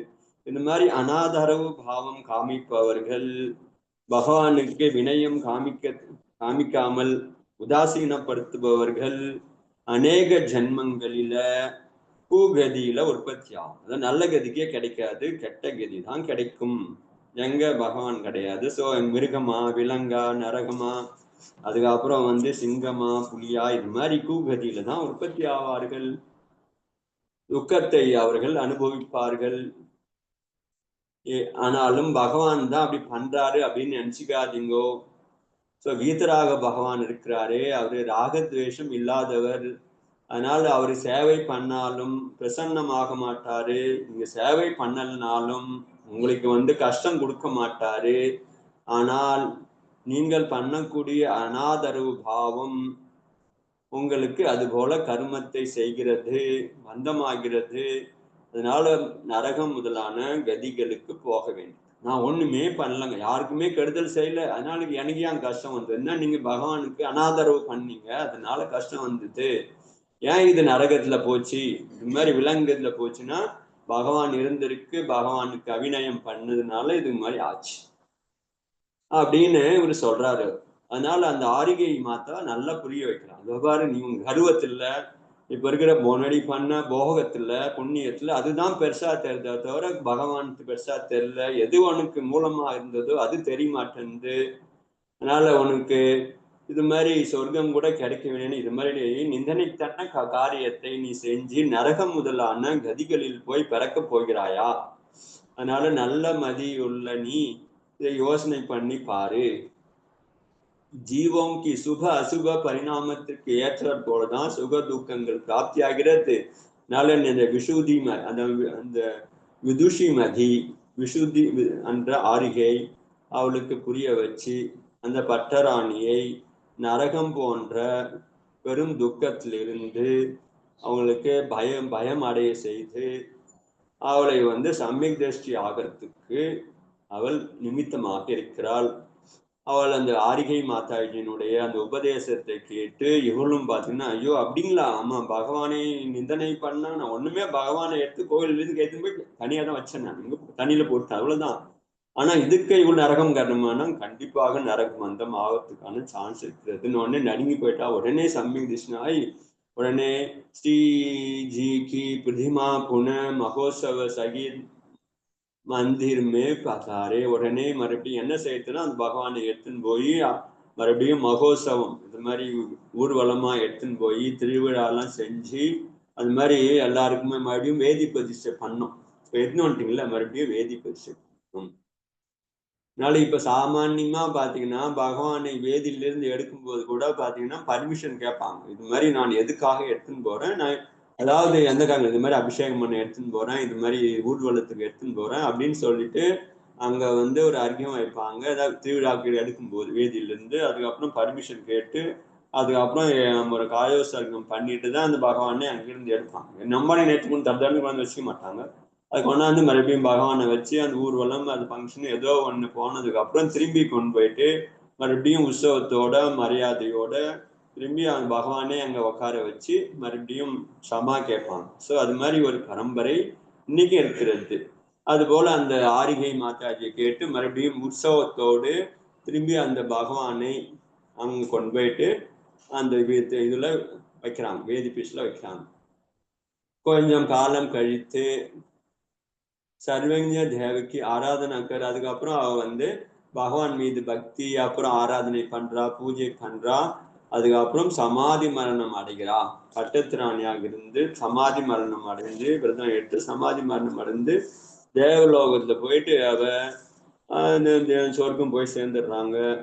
ஸோ சொர்க்கத்துல போய் அங்கிருந்து திரும்பி வந்து இந்த மகேந்திர ராணிக்கு, மகேந்திர நாட்டு ராஜாவோட மகேந்திரனுடைய ராணிக்கும் மனோவேகைக்கும் இவர் அஞ்சனை என்ற பெண்ணாக பிறந்திருக்கிறார்கள். புண்ணிய பிரபாவத்தினால இது மாதிரி அந்த பாவத்துல பண்ண தர்ம காரியங்கள், அதுக்கப்புறம் எடுத்த விரதம், அதுக்கப்புறம் சமாதி மரணம் அடைஞ்சிருக்கிறாங்க நிறைய. அதுக்கப்புறம் அந்த ஆரிகை பேச்சு தர்மத்தை கேட்டதுக்கு அப்புறம் நிறைய தர்ம காரியங்கள்லாம் பண்ணியிருக்கிறாங்க. அதனால புண்ணிய உதயத்தினால இவளுக்கு மறுபடியும் இந்த ராணிக்கு அதாவது ராஜாவுக்கு இதுக்கும் மகளாக பிறக்கக்கூடிய புண்ணியம் இருந்தது. இவ வந்து உத்தம வரக்கோ பாயா, அது மாதிரி நல்ல புண்ணியம் தான் நல்ல கணவனையும் அடைந்தாள். इसने पट्टरानी पर्याय में जनेन्द्र भगवान की प्रतिमा को क्षण भर के लिए मंदिर के भाग जो रखा था उससे घोर पाप फल से पदिके. ஸோ கொஞ்ச நேரம் வந்து பகவானை வேதியிலிருந்து எடுத்து ஒரு இடத்துல வந்து மறைத்து வச்சிருக்கிறது காரணமாக இவளுக்கு வந்து இவ்வளவு பெரிய பாபம் பந்தமானது. தன்னுடைய கணவனிடம் இருந்து பிரிந்து 22 வருஷங்கள் வியோகம் அடைந்தாள், அதாவது தனியாக வாழ்ந்தாள். இவருடைய குடும்பத்துல இருந்து யாருக்குமே இவரை ஆதரவு கொடுக்கல. ஏன்னா பகவானுக்கு நிராதரவு கொடுத்தாங்க, அதாவது ஆதரவு கொடுக்காதனால இவளுக்கும் ஆதரவு யாருமே கொடுக்கல. அவங்க குடும்பத்தார் எல்லாருமே ஒதுக்கி வச்சாங்க அந்த அந்த வீட்டுல. ஏன் கொடுத்தாங்கன்னா இவருக்கு பண்ண பாவம். विवाह की 3 दिन पूर्व भवनंचय प्रसन्नता रूप से प्रिय मित्र प्रगस्त सहित महले में इसकी रूप सौंदर्य दर्शन निमित्त आए. சரி, இப்ப வந்து அந்த ஸ்டோரி புரிஞ்சுது. ஆனா இப்ப நடந்ததை பத்தி சொல்றேன். விவாகத்திற்கு 3 நாள் முன்னாடி உன்னுடைய அழகை கேட்டு உன்னை சந்திக்கணும் அல்லது உன்னை பார்க்க அழகை பார்ப்பதற்காக ரொம்ப பிரியத்தோடு தன்னுடைய நண்பனோடு அவள் வந்து உன்னுடைய மகளுக்கு வந்தான். அந்த சமயத்தில் உன்னுடைய தோழி மிஸ்டிக சேனா வந்து பவனஞ்சனை வந்து நிந்தனை பண்ணி கொண்டிருந்தால், அப்புறம் வித்யுத் பிரபாவனை ரொம்பவும் பிரசம்சை பண்ணி கொண்டிருந்தான். ஸோ இந்த வீட்டுல போய் பொண்ணு கொடுக்க போறாங்களே, அவன் எங்க இருக்கிறான், அதான் சொன்னால அவன் எந்த வீட்டுக்கு போக வேண்டிய நீ அப்படிப்பட்ட வித்யுத் பிரபாவன் அவரை நீங்க திருமணம் ஆக வேண்டியது உங்க அப்பா புத்தி இல்லாம கொண்டு போய் கொடுக்குற அப்படி இப்படின்னு சொல்லிட்டு நிந்தனை பண்ணதை இவன் கேட்டான். அதனால பவனஞ்சனும் துவேஷ பாவத்தோடு அஞ்சனாவின் இதயத்தை தியாகம் செய்தால் அது நீயும் கேட்டுன்னு நான் பண்ண, நீயும் ஒன்னும் மறுப்பு சொல்ல, நீயும் தடுக்கல. அதனால பவனஞ்சன் என்ன பண்ணான், துவேஷ பாவம் வந்துடுது. அதனால உன்னையும் அவன் இதயத்துல தியாகம் செய்தான். காலக்கிரமமாக எப்போது பவனஞ்சன் தசானனுடைய சகசாத்தனோடு யுத்தம் செய்வதற்காக போய்கொண்டிருக்கும் போது மானசரோவரில் ஒரு தங்கி இருக்கும் போது அங்கு இருந்த ஒரு சக்வி பட்சியினுடைய நிலையை பார்க்கிறான். அந்த பெண் பட்சி ஆண் கணவன் பட்சி வரவில்லை என்று அது அவ்வளவு வேதனைப்படுவதை அவன் நேராக பார்த்தான். அந்த இப்போது வருது அந்த பட்சி. அதனால அப்பொழுதுதான் உன்னுடைய ஞாபகம் வந்தது. நாமளும் இந்த மாதிரி தானே அஞ்சனாவை 22 வருஷமாக துக்கத்தில் நீ வச்சிருந்தோம். அவளும் இது மாதிரி தானே கஷ்டப்பட்டு இருப்பாரு அப்படின்னு நினைச்சான். அதனால அவன் உடனே மனம் கேட்கவில்லை, போய் மன்னிப்பு கேட்கணும் அல்லது தான் செய்த தவறை அவளுக்கு உன் சந்தோஷப்படுத்தணும் அப்படின்றதுக்காக தன்னுடைய நண்பனோடு பிரசன்னமாக உன்னுடைய இரவுல வந்து உங்ககிட்ட பேசிட்டு திரும்பினான். அதனால நீயும் இப்போது கர்ப்பவதி ஆகிவிட்டால். அப்புறம் அந்த குமாரன் திரும்பியும் வந்து போயிட்டாம. இதனால உன்னுடைய வாழ்வையில இதுதான் காரணம். எல்லாமே நீ செய்த கர்மத்தை நிந்தனை கர்ணே லகி. அது கேட்ட உடனே அஞ்சனா தன்மை உடைய கர்மத்தை தான் எப்ப செஞ்ச கர்மம், அது எத்தனையாவது பாவத்துல செஞ்ச கர்மம், எவ்வளவு காலத்துக்கு முன்னாடி செஞ்ச கர்மத்தை நிந்தனை செஞ்சான். தப் முனினே கஹா. அப்பொழுது முனி சொல்லுகிறாள், ஏ புத்ரி, நீ உன்னுடைய சக்திக்கு அனுசார் நியம धारण कर तथा धैर्य धर्म की सेवन एवं यदि विधियों की सेवा कर. உடனே அவரு சொல்றாரு, ஏ மகளே, நீ எப்பொழுதும் உன்னுடைய சக்திக்கு ஏற்றாற்போடு நியமங்களை ஏற்றுக்கொள். அதுக்கு பலஸ்வரூபமாக நீ அத இங்க எதிகளுக்கு வரக்கூடிய எதிகள் முனிகள் விருதிகளுக்கு சேவை செய். அப்படி செய்யும் பொழுது நீ செய்த பாப கர்மம் அதனுடைய பலன் வந்து உன்னை விட்டு போய்விடும். निश्चय ही अधोगति जाते हैं तदा भी स्वयं से मैं आरिहा उत्तम उपदेश ही तुम कुमार्ग से जाने से बचकर परम सुखी. ஸோ அப்படி சொன்னாரு. அதுக்கப்புறம் சொன்னாரு, நீ அந்த சமயத்துல, அதாவது எந்த நேரத்துல இந்த மாதிரி பாவம் செஞ்சோ அந்த சமயத்துல நீ இது மாதிரி நரகம் போவதற்கான கர்மத்தை கட்ட வேண்டி இருந்தது. ஆனால் நீ அந்த பிறவியில நீ அந்த மாதாஜி சொல்லை கேட்டு உன் சக்திக்கு ஏற்றாற் போல நியமங்களை எடுத்து ஜெயின சாதுக்களுக்கு சேவை வையாவிருத்தியம் பண்ண ஆகார தானம் கொடுத்து அதனால அதனுடைய பாவத்தினுடைய அளவு குறைஞ்சது. அதனால நீ நரகம் அதோகதிக்கு போகாமல் தப்பிச்சாய். அந்த ஆரிகா உத்தம உபதேச से तुम कुमार्ग से जाने से बचकर பரம சுகி பாயே. ஸோ அந்த மாதாஜியினுடைய பெயர்த்தை கேட்டு உபதேசத்தை கேட்டு நீ விரதத்தை எடுத்து சம்யக் திருஷ்டி ஆகி அதுக்கப்புறம் வந்து இந்த சேவை பண்ணதுனால நீ துர்கதிக்கு போகாமல் தப்பிச்சாய். तेरी पुत्र अखंड वीर्यशाली तथा देवों द्वारा भी अजेय होगा. உன்னுடைய மகன் வீர தைரியசாலியாக இருப்பான், வீரமாக இருப்பான், தேவர்களால் கூட ஜெயிக்க முடியாதவனாக இருப்பான். कुछ ही दिने में पतित पुनः मिला होगा. உன்னுடைய இன்னும் கொஞ்ச நாள்களிலே உன்னுடைய கணவன் திரும்பி வந்து உன்னை சந்திப்பான். அதையேவ விஷாத மத்கரோ. அதனால இப்பொழுது நீ ஒன்றும் கவலைப்பட வேண்டாம். சுபக்கிரியாமே பிரவருத்தி யோஜாவோ. அதனால இப்போது சுப காரியங்களை நீங்கள் ஈடுபடுங்கள் 2 பேரும்.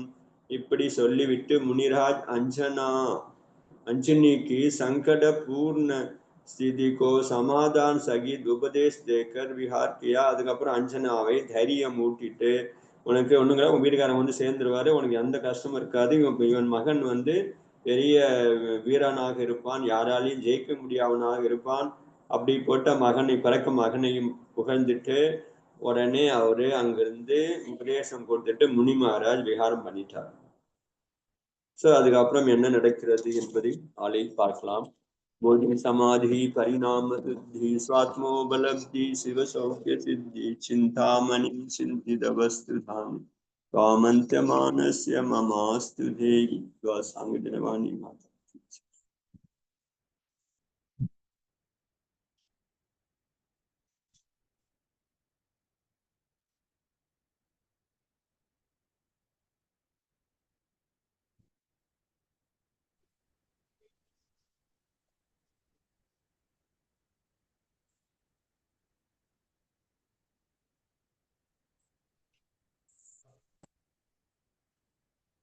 அங்க புரிஞ்சுதுஞ்சி, நல்லா இருந்தது. எப்படி கர்மத்திட்ட வந்து தப்பிக்கவே முடியாது, எப்படிதான் அதுக்கேற்ற மாதிரி கொண்டு போகுது பாருங்க கதைய. என்னென்ன கஷ்டம் வர முடியுமோ மனசு மாறணும். அதான் ஜி, இப்போ அந்த 22 வருஷமோ அவ்வளவு வருஷம் இந்த பகவான இது பண்ணதுனால இதுன்ட்டு. பட் ஓகே, பிரிஞ்சிருந்தது ஓகே. இந்த மாதிரி ஒரு ஒரு அவமான சொல் வரத்துக்கு கூட அதான் காரணமா? இப்ப அதுவும் இதோட சேர்ந்துருச்சு இல்லையா? இப்ப வந்து அதை பிரிஞ்சு இருந்த துக்கமே வந்து பகவான் இது பண்ணுது. ஓகே, அதை அண்டர்ஸ்டாண்ட் பண்ணிக்க. ரெண்டாவது எதுக்காக இந்த மாதிரி பண்ணாங்கன்னா, அவங்க இன்னொருத்தவங்களை அவமானப்படுத்துறதுக்கு ஏதோ ஒரு காரணம் இருக்குது இல்ல, அந்த காரணத்துக்கு ஒரு காரணம் இருக்குது இல்ல. அதுக்காக இப்ப இவங்களுக்கு அவமானம் அநாதம் பண்றது ஒரு காரணம். ரெண்டாவது அவங்கள வந்து இன்னொருத்தவங்களை அது கஷ்டம் கொடுக்கறதுக்காக பண்ணாங்கன்றது ஒரு கதை வருது. ஸோ ஏன்னா அவங்க மேல இருக்கிற கோபம், இன்னொரு ராணி மேல இருக்கிற கோபத்தினால அவள் வழிபடக்கூடிய அந்த பகவானை இவள் வந்து பண்ணி அவளுக்கு துக்கத்தை கொடுத்தால் அந்த துக்கம், அதனாலையும் இவளுக்கு துக்கம் வந்தது. அதுதான் துக்கம். இப்ப 22 வருஷம் பிரிஞ்சிருந்ததே ஒரு துக்கம் தானே. ஹஸ்பண்ட் கலந்தவள பாக்கலன்றதே ஒரு பெரிய துக்கம். அந்த பெண்ணை எவ்வளவு நேரம் துக்கம் வந்திருப்பாங்களா, ஐயோ பகவானை காணும் சொல்லு. சப்போஸ் பகவானுடைய பக்தரா இருப்பாங்கன்னா பகவான் காணுமேன்னு சொல்லிட்டு அந்த அம்மா எவ்வளவு தப்பிச்சிருக்கலாம், அல்லது வந்தவங்க வந்து பகவான் இல்லையே அப்படின்னு நினைச்சிருக்கலாம். சோ அதனால அந்த மத்தவங்களுக்கு அந்த கஷ்டம் கொடுத்ததுனாலதான் அவ்வளவு கஷ்டம் வந்து அனுபவிச்சாங்க. இந்த அவமானம், இந்த இது பேர் கெட்டு போறது, இது எல்லாமே அதுவும் வருதே. இது அதனாலதான் கேட்டேன், இதுக்கு என்ன காரணம்? அதாவது இப்படிதான் ஒரு பாவம் ஒண்ணு அப்படிதான் வரணும் கிடையாது. அது பாவத்தினுடைய இது ஏற்ற மாதிரி எல்லாமே வருது. பாத்தீங்கன்னா சோ அதோட கிளைகள்லாம் இருக்குது. மெயின் மரம் ஒண்ணுக்குதுன்னா பல கிளைகள் இருக்குது இல்ல, அது மாதிரி கிளைகளும் நிறைய இருக்கு. வேற கர்மம் இல்லாம சேர்த்து ஒண்ணு அப்ப உதயத்துக்கு வர்றப்ப இதுக்கு காரணம் இன்னும் துக்கம் அதிகமாகிறதுக்கான காரணம். புண்ணியமா அப்படிதான். தீர்த்தங்கர் பகவான் புண்ணியம் பிரகிருதி வரும்போது தீர்த்தங்கர்னா அது என்ன, அது கூட சரி எத்தனை புண்ணிய கர்மம் உதயங்குது இல்ல. சோ அவளுக்கு வந்து அழகான பகவானுக்கு அழகான தீர்த்தங்கர் பிரகிருதிக்கும் அந்த சரீரம் நாம கர்மம், உத்தம சம்கணனம், அது மாதிரி நல்ல குடும்பம், அது மாதிரி தேவேந்திரன் வந்து வணங்கக்கூடியது. சோ எல்லாமே கிடைக்குது. ஆனா தீர்த்தங்கர் பிரகிருதின்னு உதயத்துக்கு கூட வரலன்னு வச்சுங்களேன்.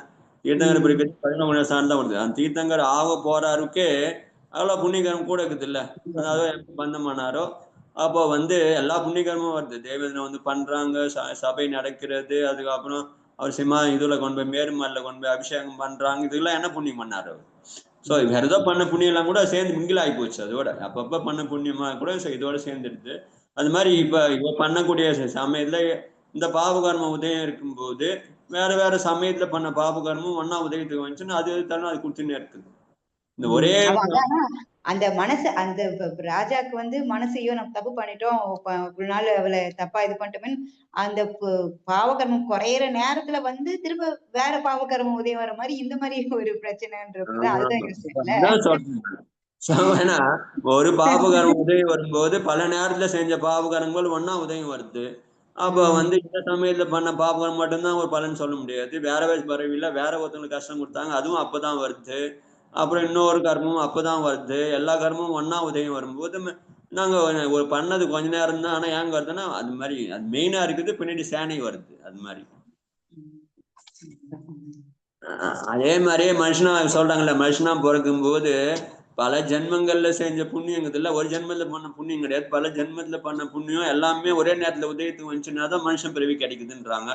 ஸோ அப்ப போன ஜென்மத்தை பண்ண புண்ணியமா இது? போன ஜென்மத்தை பண்ண புண்ணியம் இருக்குது இல்ல, இப்ப இருக்கிறதுக்குல நீங்க அனுபவிக்கிறதுல போன ஜென்மம் கிடையாது. அதுக்கு முதல் பவன் இருக்கிறது. எத்தனை பவங்கள்ல செஞ்ச என்னென்ன புண்ணியங்குது எல்லாமே இப்ப உதயத்துக்கு வருது. ஒரு புண்ணிய கர்மத்தை காரணமா அதை சொல்லிடுறாங்க. இந்த கர்மத்தினுடைய இதுன்னு சொல்லிட்டு சொல்றது வந்து நமக்கு ஏதாவது ஒரு காரணம் சொல்லிடுறாங்க. பட் இதுக்கு ஏதாவது ஒரு காரணம் இருக்கும். இந்த மாதிரி ஒரு ஆமா, இதுக்கு மட்டும் தனி காரணம் கேட்டா இன்னொருத்தவங்களுக்கு கஷ்டம் கொடுத்தாங்க, அந்த கஷ்டம் இப்போ வருது. அது அப்புறம் இன்னும் கஷ்டப்பட்டாங்க, அது வருது. இப்போ ஒரு கடன்காரன் ஆயிட்டாங்கன்னு வச்சுங்களேன், பேங்க்ல திவால் ஆயிடுச்சு, கடன்காரன் ஆயிட்டாங்கன்னா பேங்க்காரன் மட்டும்தான் வருவான்றது கிடையாது. எல்லாம் கடன். பக்கத்துல கடையும் கைமாத்துவான், அவனும் வந்து நிற்பான். என்கிட்ட கடன் கொடுவான்னு. அப்புறம் நிலத்துக்கு இல்ல போகி போட்டான்னு அவனும் வந்து நிக்கிறான். அது அப்புறம் இன்னொருத்தருக்கு 5 வருஷமா கடன் இருக்குது, அவனும் வந்து நிக்கிறான்.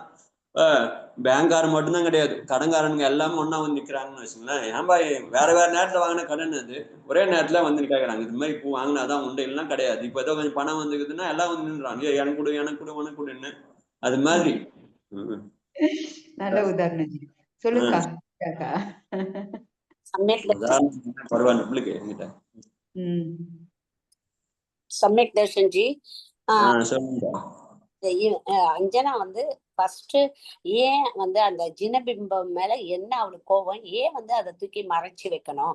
அதுவும் அவருடைய இது வந்து ஒன்லி பிளே பேக் தான், அது ஒன்லி சும்மா ஒரு சினிமா சொல்லிடுறாங்க.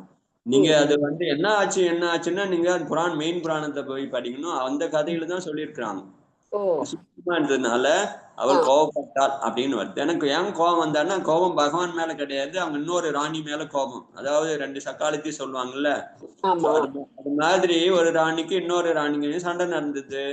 அந்த ராணி கோயிலுக்கு போறவங்க, அதாவது கோயிலுக்கு போறவங்க பகவான் தரிசனம் பண்றவங்க, இவங்களுக்கு அதெல்லாம் ஒண்ணும் கிடையாது. அப்ப அந்த ராணி மேல இருக்கிற கோபத்துல என்ன பண்ணாங்க, அந்த பகவான் தானே போய் தரிசனம் பண்ணா, அது எத்தனவா அவங்களுக்கு பிடிச்சது, எது கோயிலுக்கு போவாங்களா எத்தனவா அப்படின்னு சொல்லிட்டு சொல்லி ஒடிச்சிடுறா. அவ பகவான் போய் தரிசனம் பண்ண போகும்போது என் பகவான் இல்லை, நான் எப்படி பூஜை பண்ணுவேன் அப்படின்னு நினைச்சு அவ கஷ்டப்படுறா. அப்படி மாதிரி ஒரு கதை போகுது. அதாவது ஒவ்வொரு அவங்க பண்ற பாவ புண்ணியத்துக்கு ஏற்ற மாதிரி அவங்களுடைய லைஃப் ஃபுல்லாவே ஒரு மாதிரி சோகத்தையே பார்த்துட்டு இருக்காங்கல்ல. அது 22 வருஷம் இவனோட இல்லாம, அப்புறம் வந்து இப்ப குழந்தை பிறக்க போதுன்னு தெரிஞ்சும் இந்த மாதிரி கஷ்டத்துக்கு ஆளாறதெல்லாம் வந்து அந்த ஒரே ஒரு ரீசன் தான் நாங்க ஜி, அந்த பகவானை மறைச்சதுதான் ரீசன். ஒரே ரீசன் அதான் சொல்றேன், ஒரு ரீசன் வருது, நிறைய வருது, ஒன்னாக வருகிறது. சோ ஆமா எல்லாம் கரெக்ட். அது வந்து மெயின், இது வந்து மெயின், அதுக்கு எல்லாமே கிளைகள் வேற வேற நேரத்துல அதெல்லாம் கூட்டி ஒன்னா வருது. ஓகே ஓகேங்க. ஓப்பா எவ்வளவு கஷ்டம். அப்பனா சின்ன தப்பு செஞ்சா கூட அது அப்படியே தொடர்ந்து வருமா 7 பிறவிலையும்? அப்படிதான் இருக்கு. பிறவில இருக்கிற வரைக்கும் வரும், எத்தனை பிறவி வேணாலும் வரும் அது. அதுதான். அதனால செய்யும் போது திருந்த நல்லா கரெக்டா செய்யணும்னு சொல்றாங்க. கரெக்ட். ஓகே, இன்னைக்கும் நல்லா இருந்தது. ஆனா பரவாயில்ல, அஞ்சனா வந்து மன்னிச்சு அவனை ஏத்துன்றது பெரிய விஷயம்தான். இந்த காலம் ஆனா பயங்கரமா இருக்கும். அதுவும் ஒரு இது வந்து இந்த புராணம்லாம் படிச்சா நம்மளுக்கு ஒரு நல்ல ஒரு அட்வைஸ் மாதிரி இருக்கு இல்லைங்கஜி? அட்வைஸ் மாதிரி இருக்கிறது. ரெண்டாவது வந்து பாத்தீங்கன்னா, இது நடந்த நிகழ்ச்சி, இது நமக்கு முன்னாடி வந்து அவங்களுடைய பாத்திரங்கள் எல்லாமே வருது, கண்ணு முன்னாடி வருது. நம்மளுக்கு மனம் வந்து அமைதி அடைகிறது. ஓகே ஓகேங்கஜி, தேங்க்யூ ஜி. அப்புறம் ஜினபாரதி அக்கா ஒரு தாய்மை பத்தி ஒரு கவிதை படிக்க போறாங்க. ஏன்னா தாய்மை பத்தி இப்ப அஞ்சனா வந்து தாய்மை அடைய போறாங்க. ஸோ அந்த அஞ்சனாவினுடைய தாய்மை எப்படி இருக்கிறது அதை பத்தி அவங்க ஒரு கற்பனை பண்ணியிருப்பாங்கன்னு நினைக்கிறேன். அதை பத்தி படிப்பாங்க, கவிதை படிங்கக்கா தாய்மை பத்தி. அஞ்சனா என்ற தாய் எப்படி தாய்மையை அடைக்கிறாள், அப்படி எப்படி கஷ்டம் அப்படி நினைவு இருக்கு அப்படின்றது நீங்க சொல்லுங்கக்கா. வார்த்தை இது நான் பொதுவா எழுதுனேன் நானு. ஆனா அஞ்சனை பத்தி எல்லாம் எழுதல. பொதுவா அஞ்சனை பத்தி எழுதல, ஆனா அஞ்சனையோட செட் ஆகுது அது சொன்னேன். சரிங்க. தாய்மை. கருமேகம் மனம் படைத்தவளே, காரிருள் தேகம் உடையவளே, நாற்கதியில் சுழன்று வினை என்னும் கடலில் தத்தளித்த என்னை கருவிழியால் தூண்டில் போட்டு மனிதராய் பிறக்கச் செய்து ஜினபிம்ப தர்சனம் கிடைக்க இருள் சூழ்ந்த இருட்டறையில் 2 மாதமாய் சுமந்தவளே, கருவறையின் காவல் தெய்வமே, கண்ணுக்குள்ளே வைத்து கண்மூடித்தனமாய் என்னை காத்தவளே, என் வரவுக்காக ஏங்கி உன் தேகம் நோக நோக ஈன்று என் முகம் பார்த்து மலர்ந்தவளே, என் முதல் அழுகையை ரசித்து நொந்து போன தேகத்திற்கு மருந்து போட்டு கொண்டவளே, முதல் சிரிப்பையும் ரசித்து உன்னை நீயே உற்சாகப்படுத்தி கொண்டவளே, என் முதல் ஸ்பரிசம், என் முதல் ஸ்பரிசம், நீ ஸ்தம்பித்து போயிருப்பாய். என் கொஞ்சுமொழி தமிழை எப்பொழுது கற்றுக்கொண்டாய், அதையும் ரசித்தாயே. முட்டி போட்ட வயதில் மல்லாடி சோறு ஊற்றினாய், கட்டு சோறு கட்டி பள்ளிவாசல் வாசனையும் நுகர வைத்தாய். கல்லூரி கலையையும் கைவசம் ஆக்கி பட்டப்படிப்பையும் பெறச் செய்து 10 காசு சம்பாதிக்க வழி வகுத்தவளே, தவறு செய்யும் பொழுது கண்டித்து கருணையாய் எடுத்துச் சொல்லி போட்டி நிறைந்த உலகில் உறவுக்கும் நட்புக்கும் இடையே பக்குவமாய் மல்லாடுவது எப்படி என்றும், மூத்தவரிடம் முகம் சுளிக்காது பணிவது எப்படி என்றும், சிறியவரிடம் அன்பாய் பண்பாய் நடப்பது எப்படி என்றும், என் வயது உடையவரிடம் தோழனாய் தோழியாய் பழகுவது எப்படி என்றும், முந்தியடித்து ஓடி இயல்பாய் இலக்கை அடைய கற்றுக் கொடுத்தவளே, மனித ஜென்மத்தை ஜெயிக்க மும்மணியினுடன் ஏணிப்படியாய் இருந்து பாப கணக்குகளை எப்படி குறைப்பது, புண்ணிய கணக்குகளை எப்படி கூட்டி ஜெயிப்பது, ஜினேஸ்வரனின் பாத கமலங்களை எப்படி பணிவது, இப்படி எப்படி எப்படி என்று எல்லாவற்றையும் முதல் படியாய் இருந்து அப்படியே புரிய செய்து என்னை தனிமையில் அப்படியே விட்டுவிட்டு காற்றோடு கரைந்தாயே ஏன்? உன்னை முதல் படியாகவும் என் முதல்வன் ஜினேஸ்வரனை உயரப்படியாகவும் உயர்த்தி என்றும் ஆராதிப்பேன். தாயின் பெருமையை எடுத்து சொல்ல இக்கவியரங்கத்தில் எனக்கு கொடுத்த நேரம் போராது. பகவானின் பெருமையை எடுத்து சொல்ல எனக்கு இந்த பவங்கள் போராது. தாய்மையை போற்றுவோம், பகவானை வணங்குவோம். நல்வாய்ப்புக்கு நன்றி. சம்யக் தர்சனம். ஜெய் ஜினேந்திரா. அம்மா இருக்கிறாங்களாக்கா? இல்லைங்க ஜி, அம்மா இறந்துட்டாங்க. அதான் காற்றில் கலந்து போயிட்டாங்க. அங்க கேட்கறதுக்கு அவங்க இல்லை. இருந்திருந்தால் அவர்களும் ஆனந்தத்தில் திளைத்திருப்பார்கள். உங்களையும் 2 கைகள் போட்டு தட்டி பாராட்டி இருப்பார்கள். நீங்க கண்டினியூ பண்ணிட்டீங்க கவிதைய. நல்லா இருக்கு அக்கா. பகவானோட சேர்த்து சொன்னது ரொம்ப நல்லா இருந்தது. அது எனக்கு ரொம்ப பிடிக்கும். பகவானோட சூட் ஆகுது. முதல் படி அவங்க அம்மா, கடைசி படி பகவான். உயரப்படி ஜினேஸ்வர். ஆமா, உயரப்படி ஜினேஸ்வர். இப்ப முதல் படி ஏற்றாங்க, கடைசி படி வரைக்கும் அவங்க. Thanks G. நல்லா இருந்தது கிளாஸ். நல்லா இருந்தது. இது நல்லா போயிட்டு இருக்கு. சூப்பரா போயிட்டு இருக்கு. ஓகே. ஆனா இந்த கதையில சொன்னது, இந்த பாட்டு கவிதையில சொன்னது 3/4 உங்களுக்கு பொருந்துன்னு நினைக்கிறேங்க. கால்வாசி பொருந்தினா கூட 3/4 உங்களுக்கு பொருந்தும். உங்க அம்மா அப்படின்னா பண்ணாங்களே, இப்படி கூட்டினாங்களே அப்படின்னு.